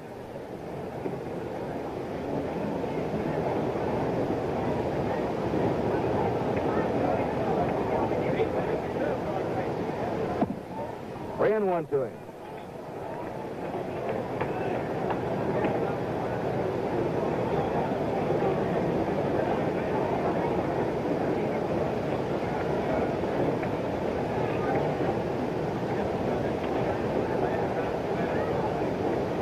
And the 3-1 pitch.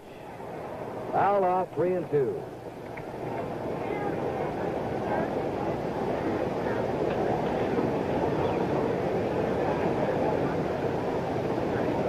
One down, nobody on.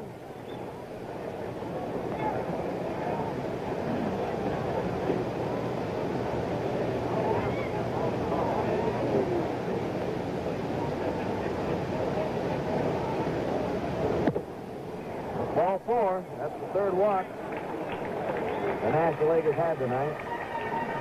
First base runner against Odom since he came in the third. And Tommy Helms of the Reds is up. He doubled the right. His first trip.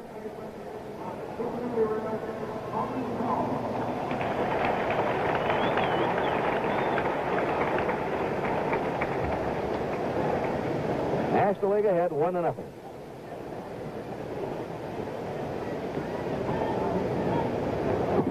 All 1.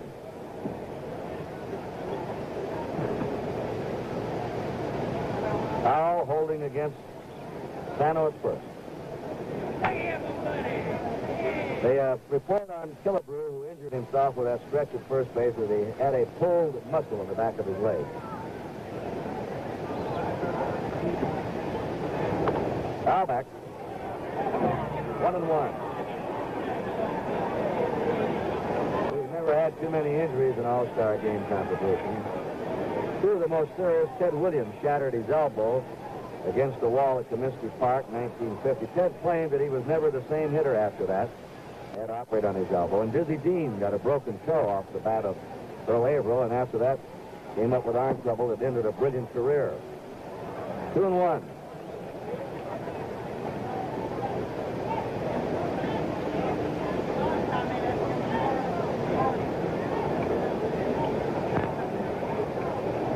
Ron Santo at first, 1 out. Last to the 4th.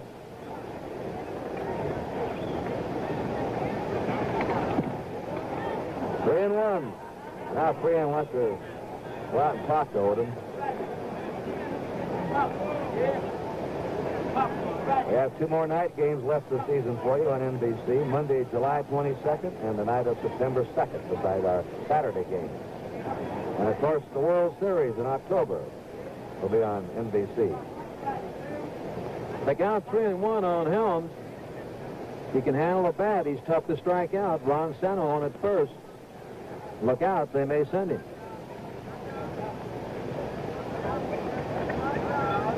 Sano getting his lead.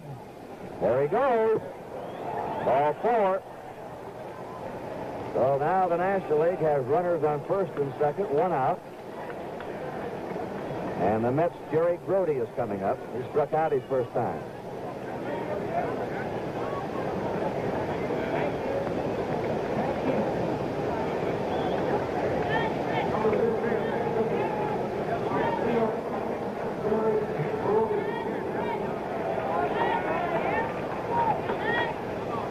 National League ahead 1-0.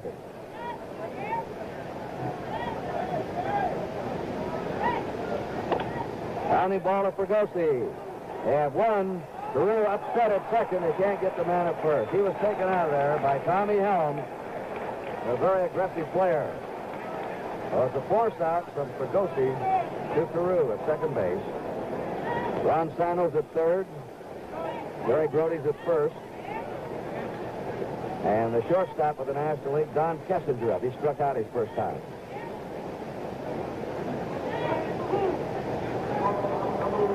Helms threw a pretty good football block into Carew. Really took him out of there.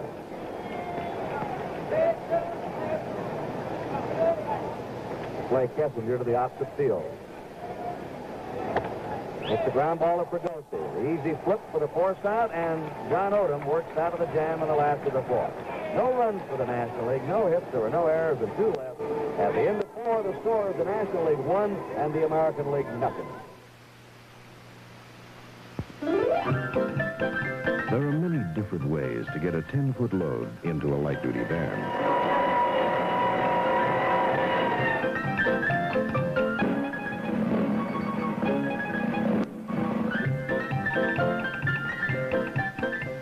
That's one way. But hold it. There's a better way. New king-size Dodge or Fargo Transaline 108 has more load space, a bigger wheelbase, and bucket seats. This one's built rugged and dependable throughout.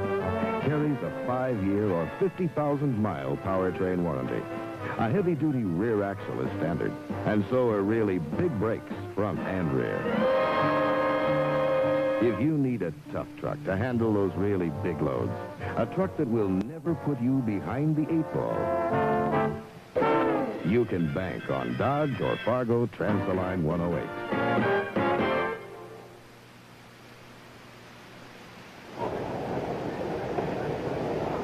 There is, in the black dress, Lucy Nugent, who is the guest of Judge Roy Hoffines here tonight. The judge is in the dark suit with the glasses and his private box in the right field corner. You can see his apartment. It is early King Farouk. It's all done in gold. But now we're going to the 5th inning and in here to detail the play-by-play action for you. A fellow who played in 9 of these All-Star games, the former captain of the Dodgers, the little Kentucky Colonel, Mr. Harold Pee Wee Reese. Thank you, Mr. Gaddy. I think you may have given me one there, pal, but I appreciate it. Thank you very much. The first hitter for the American League will be Willie Harton facing Juan Marshall. It's been all pitching so far in this All-Star game. There's a little tap over Marshall's head to second baseman Tommy Helms. Well, makes a great play. There he is, number 19, Tommy Helms, the Cincinnati Reds. Some great plays in this game tonight. Watch this. A high topper. Marshall just makes a leap at it. Watch him. All in one motion. Look at that. He keeps it up. He's going to be voted the outstanding player in this game. He's got a double and he's made 2 brilliant fielding plays. Good foul. The first time up tonight. Hits one high down that right field line. He took over after Harmon Killebrew. Did a split out there at first base on a low throw from Bergosi. Had to be carried off the field with a stretch. I don't think it's anything too serious. It's a pulled groin muscle. 1 strike on him. And a screwball. And he takes a little off that screwball, like a changeup. Yes, he does, Pee Wee. I think the whole Giant organization throws their changeup and turns it over a little bit. I'm not sure that one of their scouts didn't have something to do with that, Carl Hubble. Could have had. 2 strikes on Boog Powell. Did he go around? Yes, sir. Shag Crawford. Behind home plate said he did. He started to hold up, but it may have been a strike anyway. So Marshall gives him another screwball just on that outside corner. Let's take a good look at Juan Marshall in slow motion. Sandy? You watch Marichal, even with the big kick and a lot of other things he does, he'll pick up that plate and say, riveted on it over his shoulder. He's got, just great control and great stuff. And here comes the screwball. I think, well, we didn't see it. Go ahead. So I thought we might be able to see it, but the next pitch was there.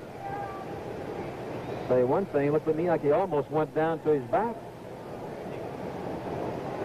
1 ball, no strikes on Bill Freehand. It's 2 away in the top half of the 5th inning. Strike just got that outside corner, and Marshall looks sharp tonight. The American League has failed to score. They have 1 hit. The National League scored 1 run in the 1st inning. They lead in this ball game by a score of 1-0. 1 ball, 1 strike on Freehand. The great catcher for the Detroit Tigers.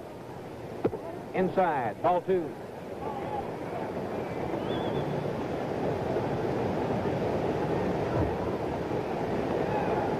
Men in a row have been retired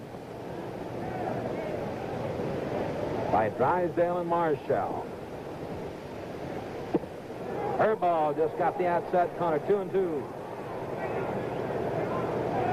The American League had 1 hit, and the first hitter in the game against Drysdale. Bergosi doubled down the left field line, but he did not score. The 2-2 pitch to Bill Freehand. He struck him out. That's all for Bill Freehand. And that's all here in the top half of the 5th inning for the American League. No runs, no hits, no errors, and no 1 left on. After 4.5 innings of play, it's still the National League 1 and the American League nothing. I don't think it's anything too serious. It's a pulled groin muscle. 1 strike on him. And that screwball. And he takes a little off that screwball, like a changeup. Yes, he does, Pee Wee. I think the whole Giant organization throws their changeup and turns it over a little bit. I'm not sure that one of their scouts didn't have something to do with that, Carl Hubble. Could have had.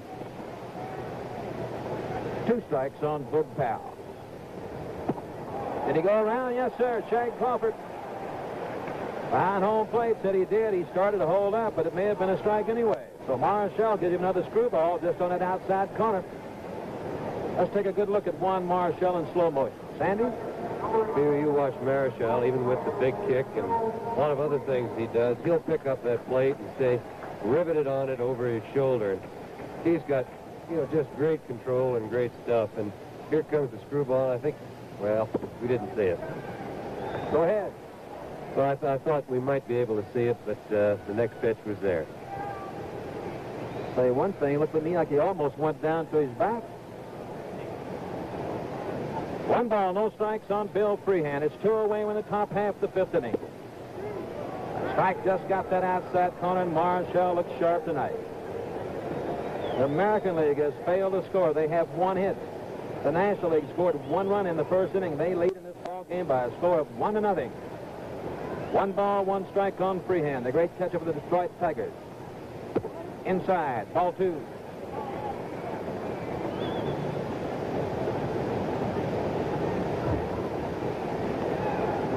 Men in a row have been retired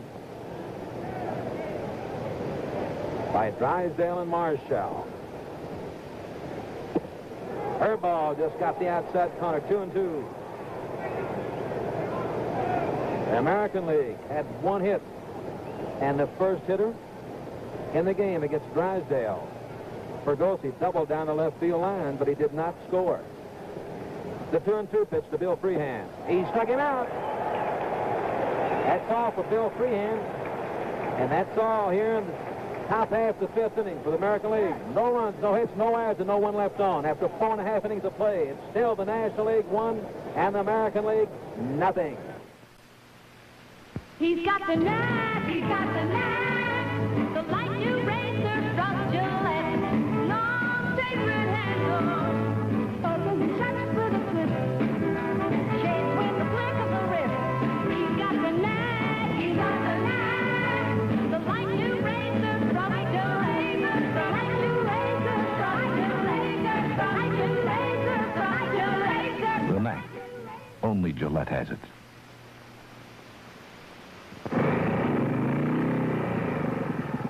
Look, officer, I was only... Alice!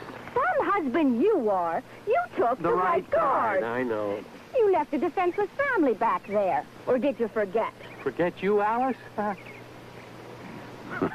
Gillette Right Guard, the perfect personal family deodorant because nothing touches you but the spray itself. So share the Right Guard. Or make sure there's an extra can around the house. Don't leave your family defenseless.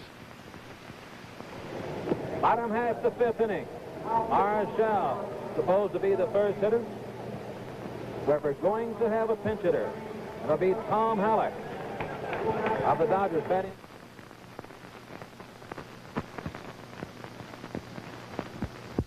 We also have a new catcher, Askew, from the Indians.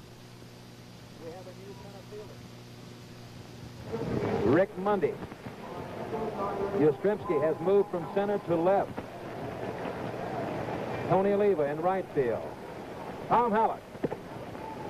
The first pitch, a good fastball, but Denny McLean a little too high. Ball one on him.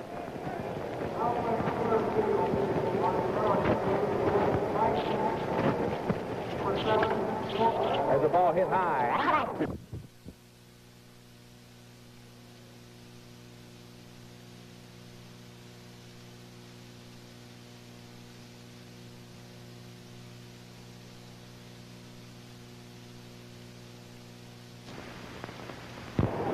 And the first hitter in the game against Drysdale. Fergosi doubled down the left field line, but he did not score. The 2-2 pitch to Bill Freehand. He struck him out. That's all for Bill Freehand. And that's all here in the top half the fifth inning for the American League. No runs, no hits, no errors, and no one left on. After 4.5 innings of play, it's still the National League 1 and the American League nothing. He's got the knack, he's got the knack. The light new razor from Gillette. Long sacred handle. Open the shutters for the twist. Shades with the flick of the wrist. He's got the knack, he's got the knack. The light new razor from Gillette. The light new razor from Gillette. The light new razor from Gillette. The knack. Only Gillette has it.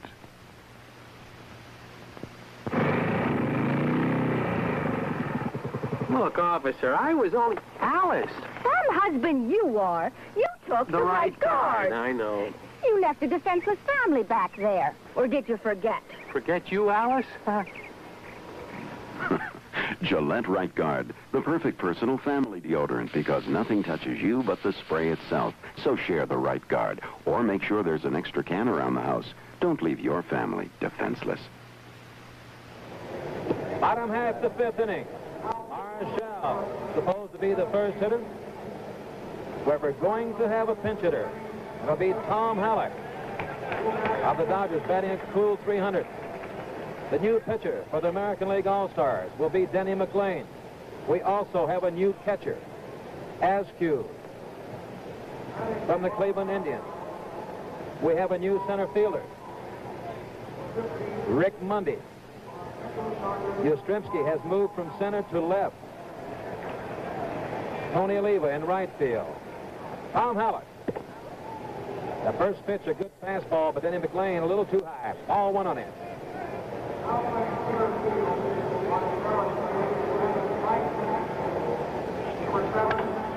There's a ball hit high out into right field. The second baseman, Carew, goes back. In comes Oliva. Oliva underneath it and takes it for out number one. You have the best hitters in the American League, the best hitters in the National League, but you also have the best pitchers in the National American League, and I've said so many times, it seems like good pitching always stops good hitting. And that's what happened tonight. Willie Mays has scored the only run in this ball game. He's 1 for 2. McLean throws a sidearm pitch way outside. It gets by Askew. Ball 1 on him. Pee-wee, last year they struggled 15 innings. Only 3 runs were scored. The National League winning 2-1. There were a lot of strikeouts, and they all blamed it on the twilight hour. Well, we've got perfect lighting here tonight. 8 o'clock game, no weather problems, and same old story. Good pitching stopping them. A fastball in there for call strike 1. 1 ball and 1 strike. The last 2 All-Star games have been the same score, 2-1 extra innings. National League won both of them. They have won 5 straight, and that's a record. A high hopper to Brooks Robinson at third. Over to Boog Powell, and that's all for Willie Mays. So it's 2 up and 2 down here in the bottom half of the 5th inning. This fellow, a pretty country good ball player right there, Brooks Robinson. That brings up Curt Flood. He walked in the first inning, routed out to the shortstop. His last time up, McLean's first pitch to him, a fastball on the dandy outside. Ball 1. National League have only 2 hits, but they have 1 big run. Catcher holds the target right in the middle, and that's where it was. Must be a lousy umpire, Pee-wee. Ball 2. 2-0. The count on Curt Flood. 2 away. Kenny McLean. He's the 3rd pitcher for the American League All-Stars. Fastball too high. Ball 3. Curt Flood checks with Dave Bristol, the coach at third base for the National League All-Stars. He's taking all the way. It's a fastball right down in there. 3 balls and 1 strike. How about coming into the All-Star break with 16 wins the way this fellow has, McLean? Having quite a year. Little slider way outside, so Curt Flood gets a free ticket, and that's the 5th one given up for the American League tonight. That brings up Big Stretch. Kurt, you and Sandy see this fellow in batting practice? And he hits some markers. Every park you go to in the National League, they talk about some of his home runs. King-size job. You ever hit one off you, Sandy? Kurt, I don't remember whether he did or not. I don't think so. I had fairly good luck with McCovey. Some of the other Giants I didn't have such good luck with. On at first base. That's Curt Flood. McCovey takes the first pitch. It's too high. Ball 1. So McLean, after getting 2 quick men, a little wild streak here. He's walked Flood, has 1 ball on Willie McCovey. Look at him keep weaving that bat. Flood off the first. Little tap foul down the first base line that counts 1 ball and 1 strike. Look out there, Mr. Frank. Kenny McLean, this is his 2nd All-Star game. There he is, number 17. He started the 1966 game at St. Louis. He retired 9 men in a row. During the season, he has a 7-game winning streak. McCovey takes a breaking pitch in there. Call strike 2. 1 ball and 2 strikes. Red Shandies before the game said he'll leave it up to his players when they want to run. He will not give a steal signal. Looks like he was going there, and McLean just about had him leaning. Flood was trying to take that walking lead. Let's watch him. Didn't go. McCovey swung right through a fastball, and he struck out. And that's all for McCovey, and that's all for the National League here in the bottom half of the 5th inning. No runs, no hits, no errors, and 1 man left on base. So after 5 full innings, it's still the National League 1 and the American League nothing. Die da da da die, die da da da die, die da da da die, die dum dum, die da da da die, die da da da die, die da da da die, die dum dum.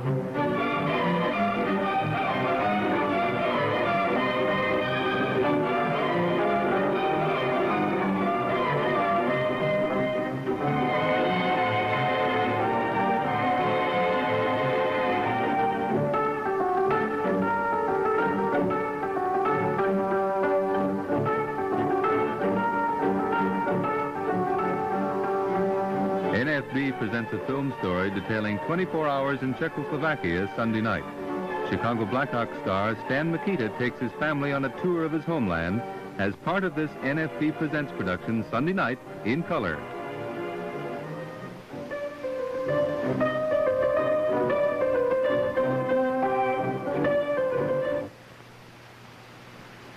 All-Star Baseball returns following station identification. This is the CBC Television Network.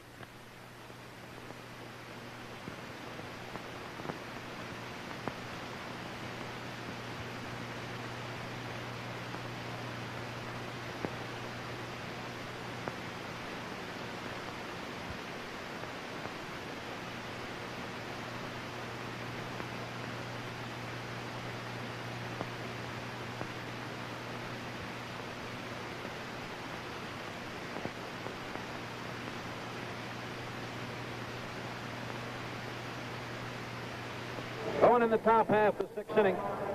There's the ground crew here.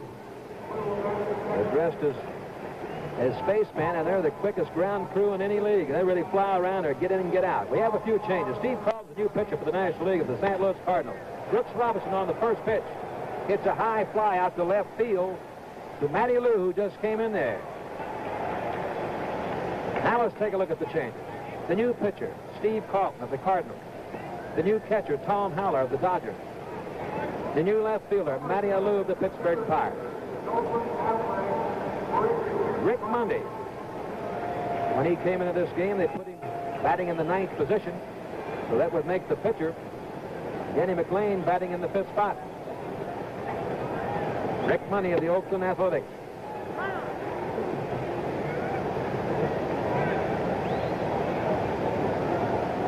This is the youngest player in the American League squad. Rick Mundy's 22. Little high chopper to Carlton. You better hurry because he can fly. Let's see about Drysdale and Marshall. The American League has only had one base runner, and that was Ferguson in the first inning. I'm telling you. Marshall pitched 2 innings. He faced 6 men, struck out 3 of them. Fergosi. The hitter with 2 outs. He takes the curveball inside. Ball 1. They now have retired 17 men in a row, the National League pitchers. Curveball in there for call strike 1. 1 ball and 1 strike. Steve Carlton, a big left-hander from the St. Louis Cardinals. Swing and a miss. Strike 2. The score, the National League All-Stars 1. The American League All-Stars nothing. We're in the top half of the 6th inning. It has been all pitching. And he struck him out on a high fastball, way outside. And that's all for Ferguson. That's all for the American League All-Stars in the top half of the 6th inning. No runs, no hits, no errors, and no one left on base. After 5.5 innings of play, it's still the National League 1 and the American League nothing.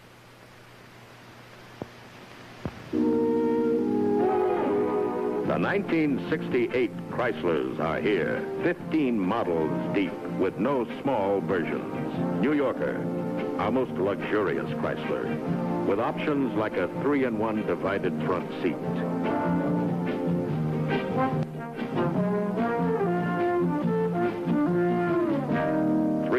The latest version of the sports-bred Chrysler. Concealed headlights, a 440 cubic inch V8, and bucket seats, all standard. Newport Custom. All the basic Chrysler luxuries and over 50 tailored to you options. New Yorker, 300 Newport, with a kind of full-sized luxury that could only come from Chrysler, and does. This year, make it big.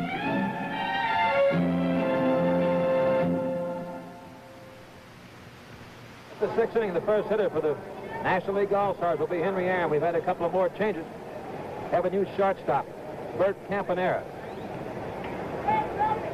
A new third baseman, Don Wirt. The first pitch to Henry Aaron is inside, ball 1. Campaneris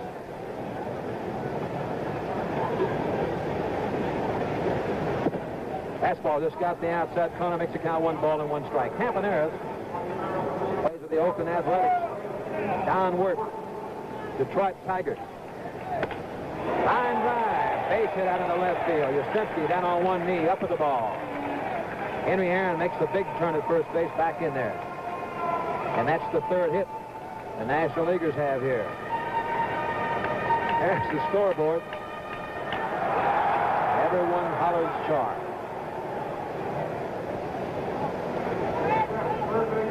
Ron Santo.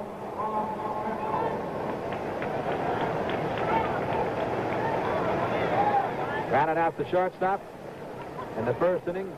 Walked in the 4th inning. He's 0 for 1. Starts, checks his swing. It's too high. Ball 1. Come on, Ron, bring him in. Santo will be followed by Tommy Helms, who's had quite a night. Had a double and walked. Made 2 or 3 real fine plays in the field. There goes Henry Aaron. Askew's thrown it to Carew. Looked to me like they got a little mixed up. Looked like Campaneris thought Carew was going to take it, and Carew gave off to Campaneris. There was just a split second late then to put the tag. Watch this now. Watch Carew come over. They both kind of hesitate. Carew backs off. No one there. They may have had a chance for him. I think they may have had him, Pee Wee. They're both behind the bag looking for the other one to cover so they could back up the play. Look out. Right back up here with us. Santo. Fouls 1 straight back. 1 ball and 2 strikes on him. So Henry Aaron gets a stolen base. Santo chokes up on that bat a little bit. Aaron leads off at 2nd. Look out, he may go to 3rd. McLean didn't like the lead that he had there, backed off. Campaneris way over at shortstop. The second baseman Carew is not too close. They moved him in a little bit. A lot of space between those two. 1 ball, 2 strikes on Santo, no 1 out. Look out, good save by Askew, way outside. No, Pee Wee Aaron's very deceptive in the outfield. He looks like he isn't going too fast for a fly ball on the bases. He looks like he's just sort of going half speed, but he gets there all the time, running, fielding. One of the most deceptive players, especially if you haven't watched him too much. But you're right, Kurt, he can fly. Right straight back. 2-2 on Santo. As you mentioned, at the start of the game, he had 13. He has 13 stolen bases.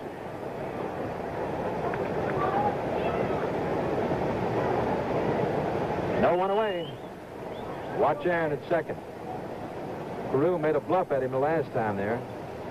There's their shot from the gondola. Fastball. Outside, 3-2. Henry Aaron at 2nd base. I don't think I'd want to be operating that camera up in that gondola.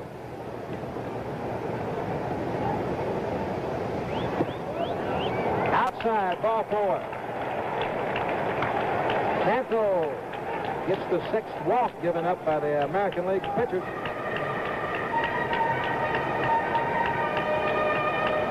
Let's see. Keonk walked 2. Odom walked 2. Now the McLean has walked 2. So here's a little fellow up there right now that's quite a night. Runners on 1st and 2nd, no 1 out. Looks to me like they're not expecting the bunt. He goes to the right side with Carew over to Campaneris to Big Pal, and not in time.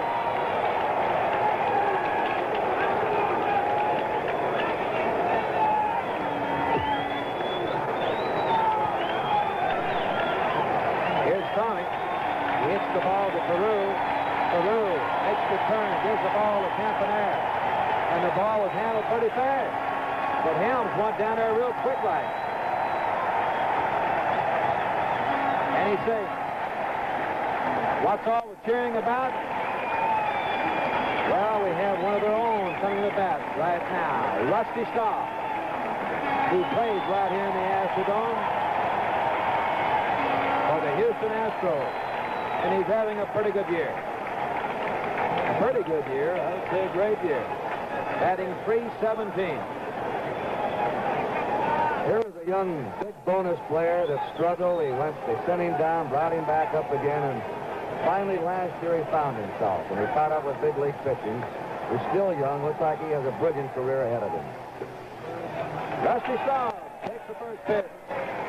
It's high for ball one. 317, 5 home runs, 46 RBIs. Not bad. Bangs on the next pitch. Fouls it back. Henry Aaron at third. Tommy Helms at first. Rusty Staub chokes up on that bat quite a bit. The shortstop and second baseman are back at double play depth. He pops it up. Don Wirth at third of the Tigers underneath it. And takes it for out number 2.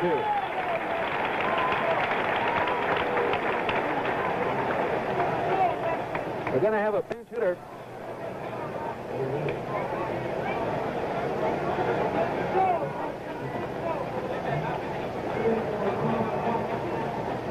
Billy Williams of the Cubs. Batting for shortstop Don Kessinger. Batting 2-7-4. 2 away now. Fastball. Just barely missed it. Aaron at third. Helms at first. Got 2 good base runners. Air ball hit out into right field. Tony Oliva should have no trouble with it. Underneath it and takes it for the third out. And that's all for the National League here. The bottom half of the 6th inning. No run.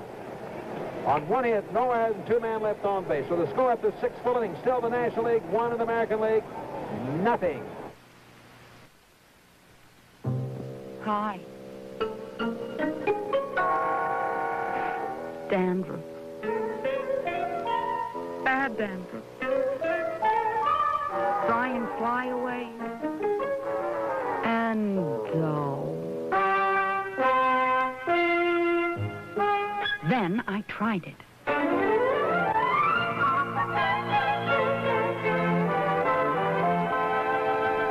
Puts in luster. Puts in body. Puts in softness. Puts in control. Fights dandruff. And wins.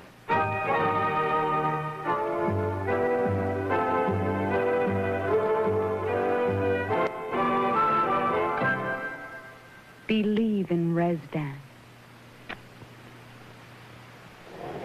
And Wednesday night, Johnny Mathis, Jackie Vernon, and the Harper's Bazaar will be just a few of the guests when Big Ed McMahon hosts the Kraft Music Hall. The fun starts Wednesday night at 9 o'clock, 8 o'clock Central Time, right here on NBC.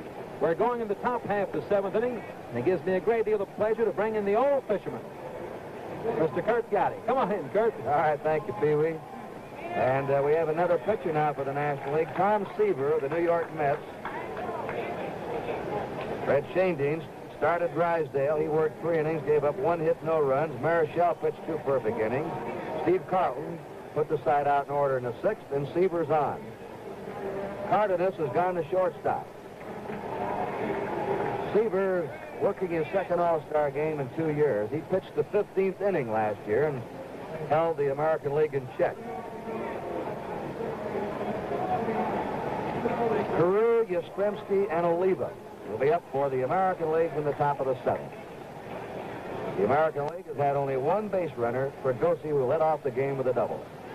They have been completely handcuffed by the National League pitching tonight. Ball 1.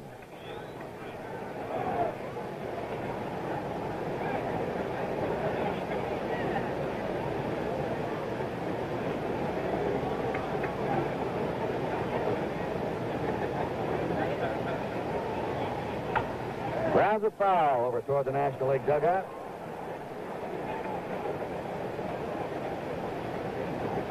We've had a lot of changes. Mays is still in center field. He started the game. Aaron in right. Sano has stayed at third. Tommy Helms at second. McCovey at first.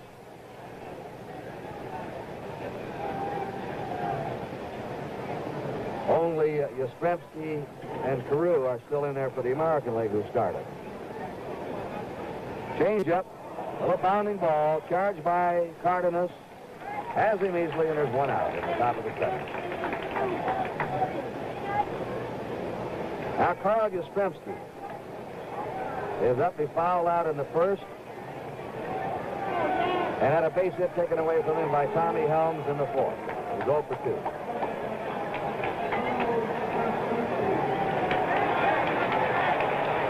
The American League best scoring opportunity was in the first when Fregosi was on third, one out. Yastrzemski popped up.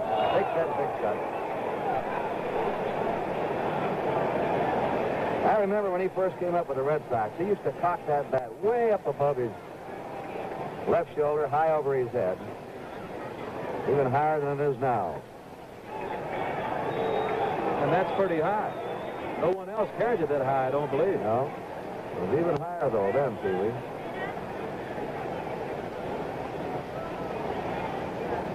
Triple Crown winner last year in the American League.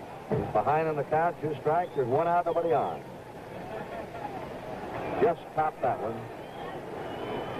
Seaver, one of the brilliant young pitchers that the New York Mets have come up with. They have Kuzman, Nolan Ryan, Seaver, Selman.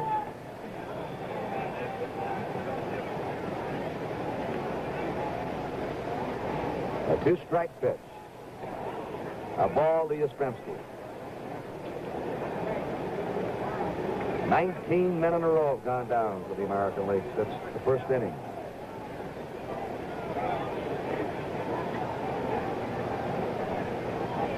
Fouls it back. And even though the National League has, well, they've left 5 the last 3 innings. They've had 6 walks. They've had constant men on base, but they've been held to 1 run. 1 ball, 2 strikes. Seaver's pitch to Yastrzemski. Foul again. When Yastrzemski first came to the majors, he was an opposite field hitter. He hit that ball a lot to left and left center. Gradually, as he's matured, he's opened his stance up a bit, he's learned to pull the ball.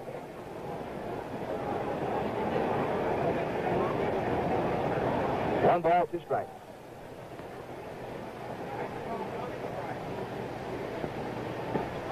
Two and 2. Seaver trying to hit that knees in that outside corner to him. Just missed it.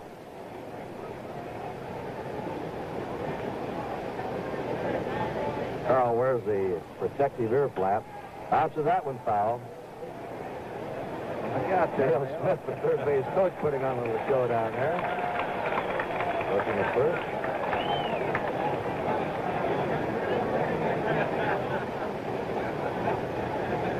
We're in the 7th. The National League is leading 1-0. Got him on a fastball. Oh, they're 2 down, and Tony Oliva is coming up for the first time in the game. Oliva of the Minnesota Twins. He's hitting .281 with 13 homers, 44 runs batted in. Now, here's the type of batter who'll spray the ball all over. He'll hit the outside pitch down the left field line, pitch to the middle and the center, and he'll pull the inside pitch. You never know where he's going to hit. Very tough man to defense against.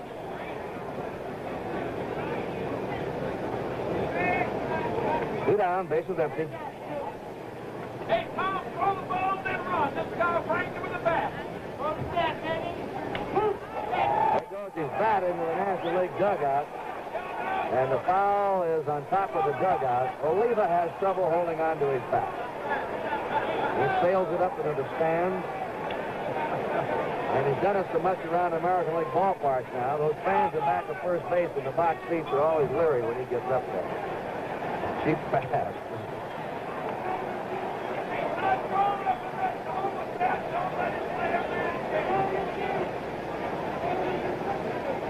Whole National League dugout waving the white towel, surrendering. Two down, nobody on. 1 strike to Tony Oliva.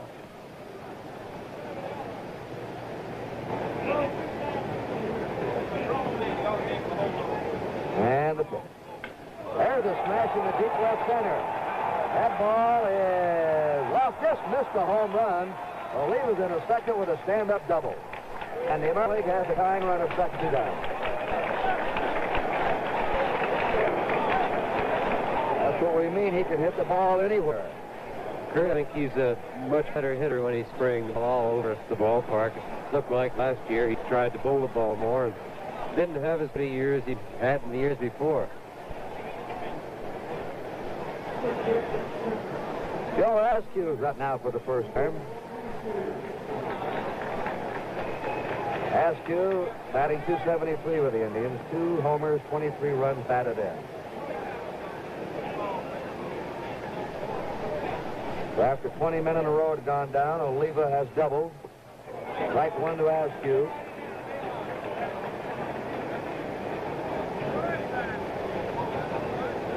We're in the 7th inning. 2 hits for the American League, 3 hits for the National League. A little high with that fastball receiver, 1-1.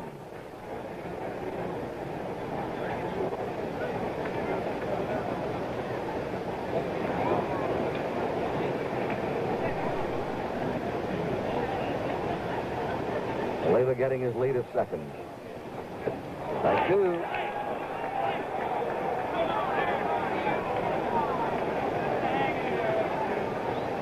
Dick Williams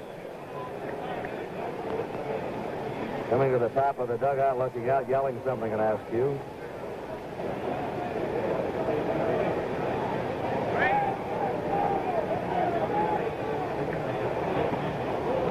Way outside, 2-2 now to Joe Askew.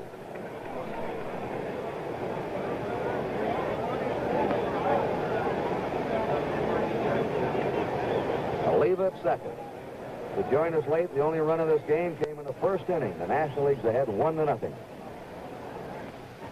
high inside fastball. No runs for the American League. 1 hit. There were no errors. 1 left. In the middle of the 7th, the score is the National League 1 and the American League nothing. Hi. Dodge Fever is really catching on, and we're celebrating with Dodge Fever specials, especially equipped cars at special prices. Save up to 50% on extras. Here's what you get on Monaco and Polara.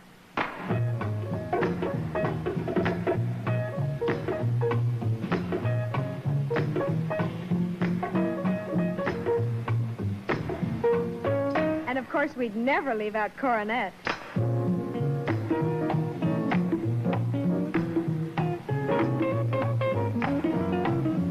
Dart has Dodge Fever specials, too.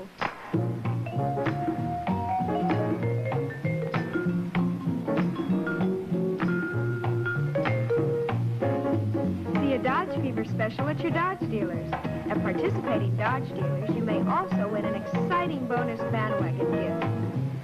Save at your Dodge dealers now. This is Kurt Gowdy with Pee Wee Reese and Sandy Koufax from the Astrodome in Houston, Texas, and Sam McDowell is the new pitcher for the American League. This year he's won 8, lost 8, earned run average of 1.55, and he leads the majors in strikeouts with 168. Dave Johnson has gone to second base for the American League, replacing Rod Carew. Tom Heller of the Dodgers is up. He flied out his first time up. He's batting in the number 9 spot. Willie Mays will be on deck.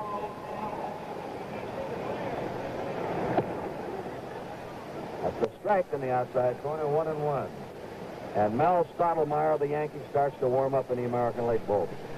Both teams are out of left-handed pinch hitters. Strike 2 except Mantle, who can switch hit. There's Mays on deck. He's gone all the way tonight. 1 ball, 2 strikes.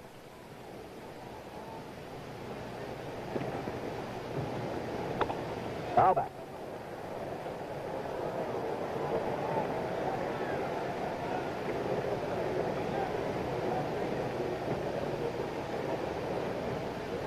One and 2. Stottlemyre. 2-2 to Tom Heller. His brothers that are umpiring the American League. Stottlemyre's won 11 games this year for the Yankees down in the second division. He's done quite a job. Check swing. He was full, but he fouled it out of play.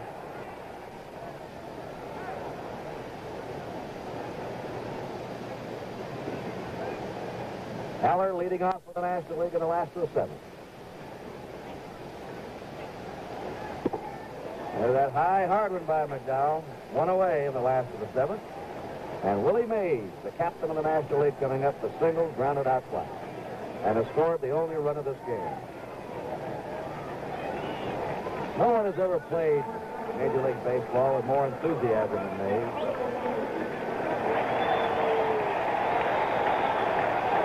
Needs a little rest now and then, but he can still go at the age of 36. Look at that cut.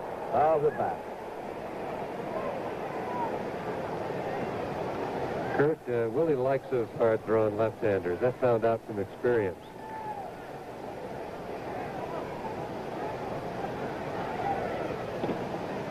One down, nobody on. One strike to Mays.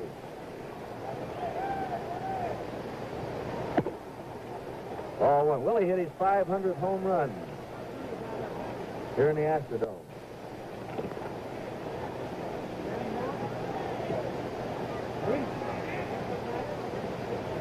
Right down here first. A pop foul. That's fading toward the seats. Out of play. 1 ball, 2 strikes to Mays.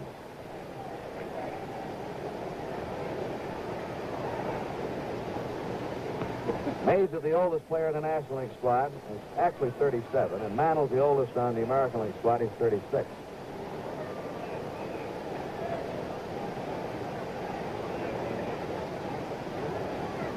One ball, 2 strikes. And McDowell strikes him out. Well, McDowell struck out 2 in a row. Now here's the top batter in the major leagues this year, Matty Alou of the Pittsburgh Pirates. 3 brothers from one family, the Alou family in the major league. Matty Alou, Philippe Alou with the Braves, Jesus Alou with the Giants. Matty's hitting .344. He's a singles type hitter. Just infield bounder, little line drives, pokes the ball around, fouls it back. McDowell is wicked. He has that live fastball and a curveball. It really comes in and breaks off. He has as good a stuff as anyone in recent years in the majors. Strike 2. He's been erratic. See that curveball, Sandy? Kurt, Sam's got great stuff. If anything, he's been accused of being like a Tom Edison out there. He experiments and wants to throw every pitch that's ever been invented. And everybody that's ever hit at him said if he just stuck to the fastball and curveball, he'd never give up a hit. There's a backhanded grab by Campanera. Safe at first base. Campanera is making that play that is so demanding in the shortstop, the long throw from the hole, and handled it very well. Watch this in slow motion. This is what they call that bang-bang play at first, Pee-wee. You better believe it. Watch Campaneris. He goes a long way for this ball, and Matty Alou can fly. Watch this now. Watch him get in position. Braces himself on that right foot. Get something on the ball. Watch this. Just barely beat it. And that's how he hits. He hits him left and right, high hoppers, and beats him out. Good hitter. Matty Alou at first, 2 down in the last of the seventh. The National League ahead 1-0, and Willie McCovey up has hit into a double play and struck out twice.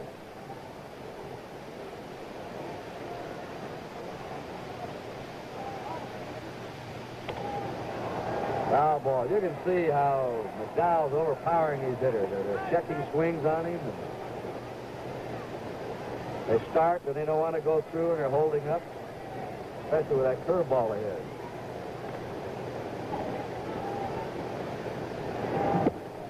There's the curve breaking over. Strike 2. His curve is really acting for him tonight. Well, that sidearm curveball to the left-hand hitter is really wicked. So far, every left-hand hitter that's looked at it has wanted to get out of the way of it.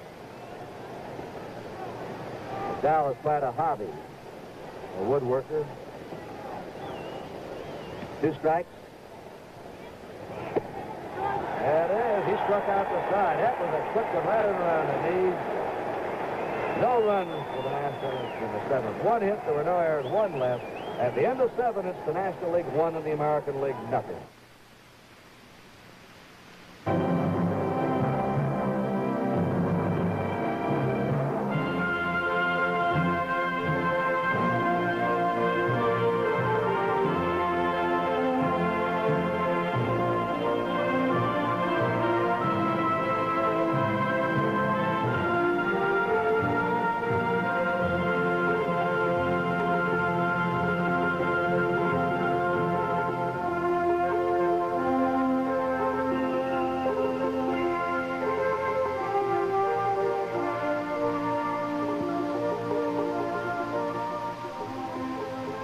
The terrifying events of the Boxer Rebellion in China are retold in the great movie 55 Days at Peking Saturday night. Charlton Heston, Ava Gardner, David Niven, and Flora Robson star in 55 Days at Peking, the great movie Saturday night in color.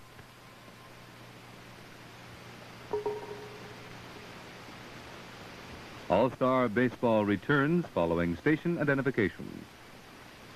This is the CBC Television Network.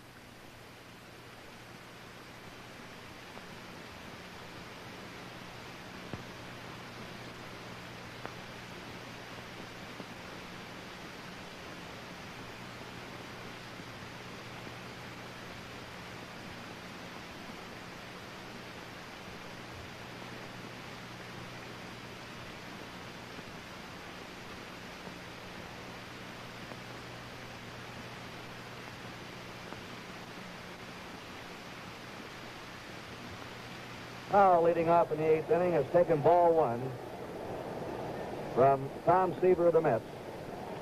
Powell has struck out, hit the ground ball to the right side. Tommy Helms digs it up, and there's 1 away.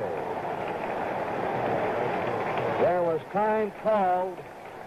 Time was called. The ball had gone out of the National League bullpen and rolled out into the right field corner, and time had been called. Mickey Mantle had already moved up to the plate, was getting the hand.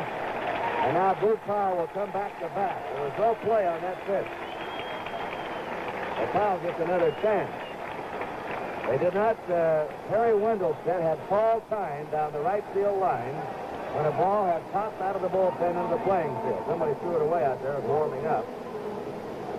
And play was going on while time had been called by the right field umpire. Kurt, think what would have happened if he would have hit a home run. What happens if he hits one now? Yeah. All right. So Powell, it's a new life up there. A 1-0 pitch to him. 1-1.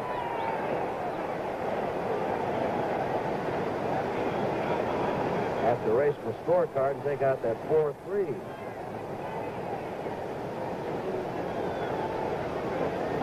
A 1-1 pitch to Powell. Bounds at Powell. 1-2. Mickey Mantle is on deck to pinch hit. And he'll get a big ovation when he comes up. There's the Mick, the captain of the American League Star Squad.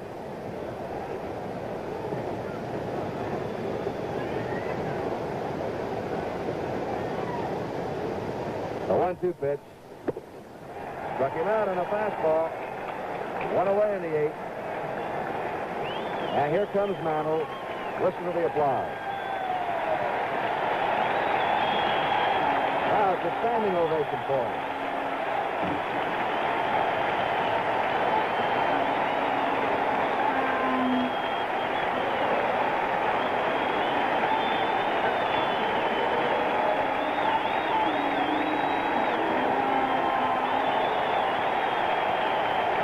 And the pitch to Mantle. Strike to him. Mantle, the 16th All-Star game, hitting .233 this year. Always a hard luck player. Played with injuries throughout his career. Over 529 lifetime homers. Ball and strike one. Now in the twilight of his career.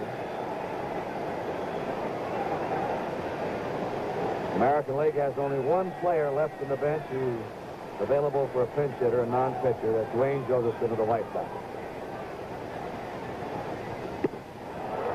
Seaver throws him the slow curve. Change-up curve, and the count is 1-2. Only two American Leaguers have reached base tonight, both doubles. They've had 2 hits. And he struck out. Seaver has now struck out 4 men. In an inning and 2/3. Mantle gets a hand as he goes back. And the Tigers' Don Wirt is up for the first time. Tell you how brilliant this National League pitching's been tonight. Drysdale, Marichal, Carlton, and Seaver have not walked a man.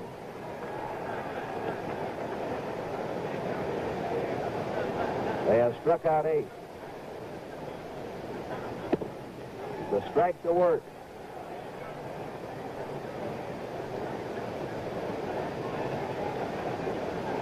There are 2 down, nobody on in the top of the 8th inning. And there's a drive to right field. That ball may be headed in the corner and extra bases. Wirt is in the second. Aaron into Tommy Helms, and it's a double. The tying runs on second for the American League.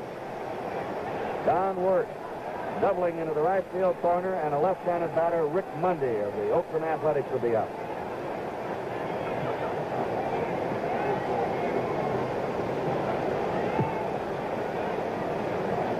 They have an odd thing right now down the National League bullpen. Bob Gibson is standing in front of the 2 pitchers warming up for the National League. We'll try and show you a shot of this. And this is a protecting. They have their backs to the plate. In case the ball line drive hit down that line, Gibson would protect them. Rick Mundy bounced out his first time. Takes the curve for a strike to the corner. Mundy should have years of stardom ahead of him. Played his baseball at Arizona State, as did Reggie Jackson and Sal Bando, 3 Arizona State players on that Oakland club.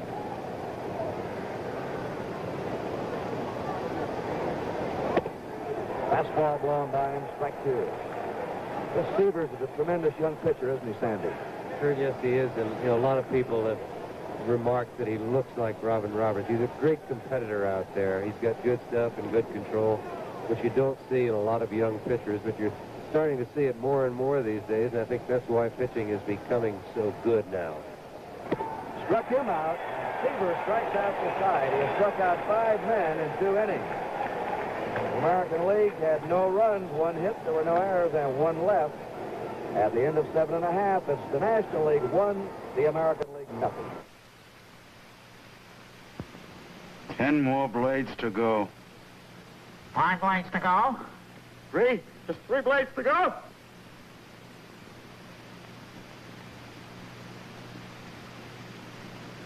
That's it?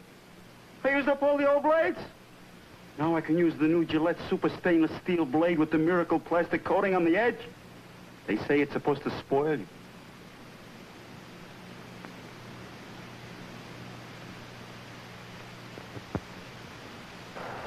Gillette Foamy Shaving Cream. So creamy rich. So creamy thick. So creamy moist. So creamy smooth. In fact, in every 11-ounce can of Foamy, there are 5 pints of cream. Can your shaving cream measure up to Gillette Foamy?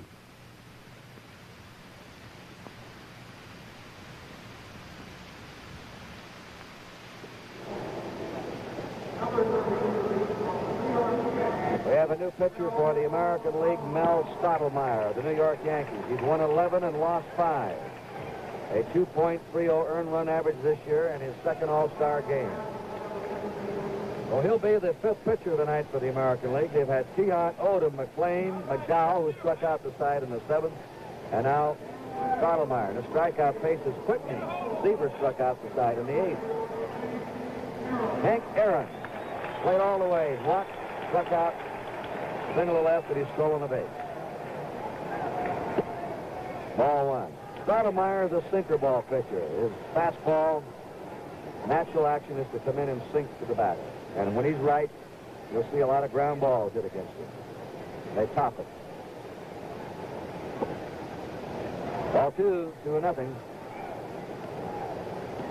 The late tuners in. The National League scored in the first inning. Mays single. Went to second on an error by Killebrew. They tried to pick Mays off first. Blood walked, McCovey hit in a double play, and Mays came in to score from third. And that's been the only run of this ball game. 2-1 to Hank Aaron.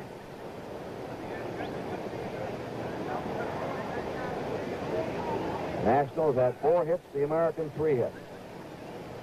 The National League has not walked a batter. Foul ball in the American League dugout.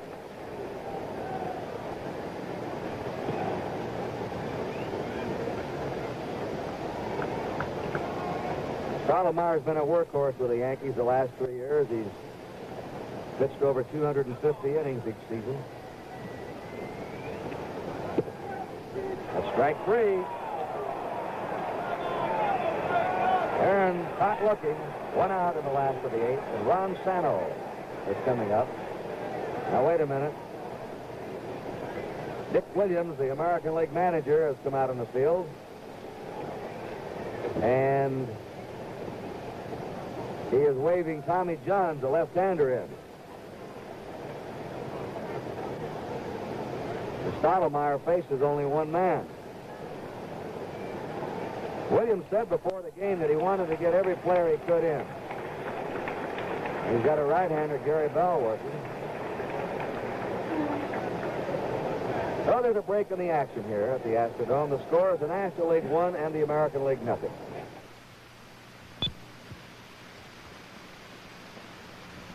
Introducing your Plymouth dealers win-you-over specials.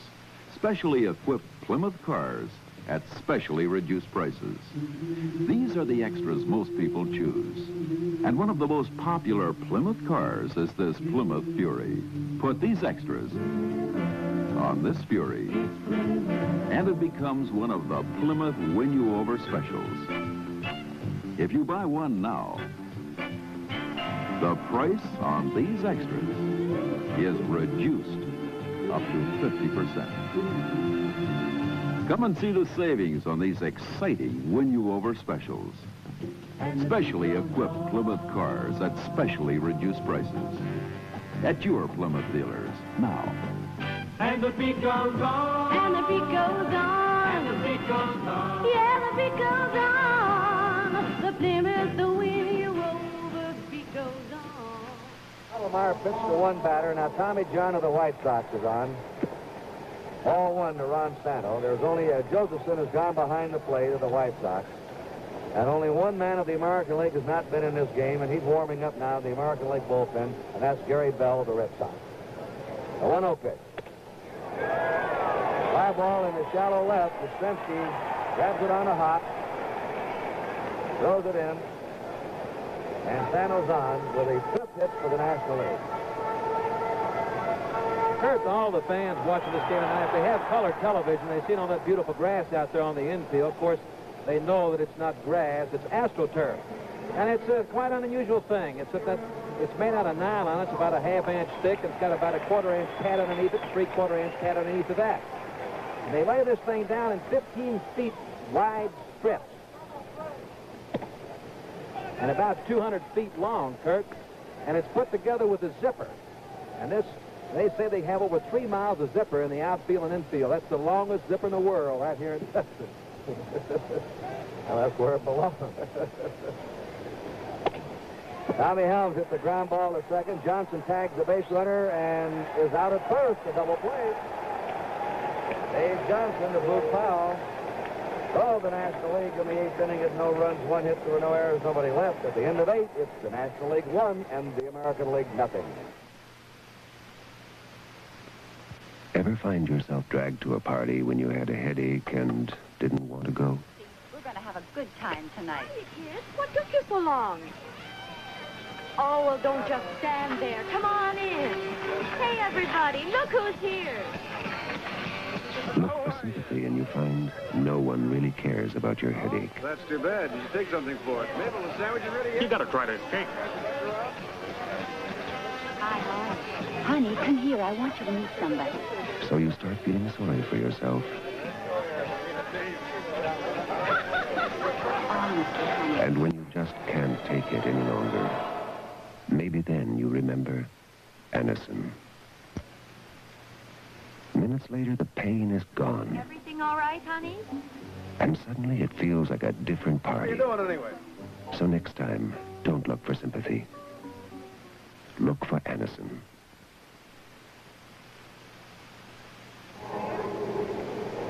The American League is coming up in the ninth inning, trailing 1-0. Unless they tie or rally, they're going to lose their 6th game in a row. The All-Star history has had 2 chapters. The early chapter, in which the American League dominated. They led 12 games to 4 after the 1949 game. They had a complete edge over the National League, and since then, the National League has won 16 of the last 21 All-Star games. The last American League win was at Chicago's Comiskey Park in 1962. All right, we have Ron Reed now, the Atlanta Braves, on the pitch. Philippe Alou has gone into left field. Ron Reed, an ex-basketball player, has won 8, lost 4, with an earned run average of 3.20. And it's the top of the American League batting order: Campaneris, Dave Johnson, and Carl Yastrzemski. The American League has had 3 hits tonight. They've all been doubles, but the National League has not walked a batter, their pitching staff. Now the National has received 6 walks. Campaneris hits a bounder to Sano, and quickly one away in the top of the 9th inning, and the American League down to their last 2 outs. Dave Johnson's up for his first time at the Baltimore Orioles. Our statistician tonight has been Alan Roth, our production stage manager, Jim O'Gorman. Javier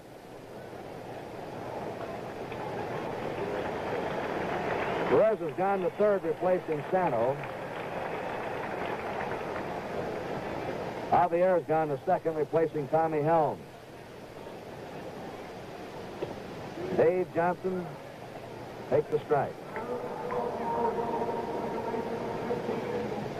There have been 3 shutouts in All-Star games, and there have been no 1-0 games. And right now it's 1-0 in the 9th, 1 out. Foul back at strike 2. Well, this game has just carried the pattern that we've seen all year of a tremendous pitching year in the Major League. Shutout after shutout, scoreless innings, strikeout records. I want Sandy Koufax to talk about this because there's been a lot of arguments going on. Here's the 2-strike pitch. Fouled away. Sandy, they say it's the hitters. They can't hit anymore, and other fellows say, no, the pitching's better than ever, especially the young pitchers. What do you think? I think the young pitching and the newer ballparks have a lot to do with it. I think years ago, pitchers didn't get to the major leagues till they were 26, 27, 28 years old, where today they're here when they're still throwing hard and know how to pitch. They get behind the hitters, they throw the curveball. We had Tom Seaver, who I guess is only 23, who had a great year last year, and he was 22. Carlton, who's just a young fellow also. And these boys know how to pitch before they get here, and they're only 21 or 22 years old. A 1-2 pitch is a changeup by Ron Reed. He pulled the string. This is what you're seeing now in young pitchers. Change of speeds, slider, curveballs behind 3-1, 2-0. They're getting outstanding coaching, evidently, and all through these farm systems of these teams. And while they're young, they still have their hard stuff. And they've all got pretty good control. The 1-2 pitch, foul back.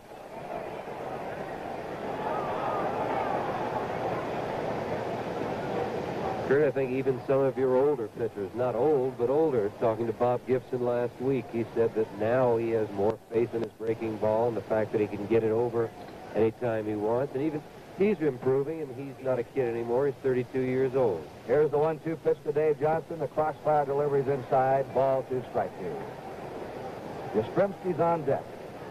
It's 1-0. The National League leading in the top of the 9th. The American League is 1 out, nobody on. Ron Reed of the Braves in the mound.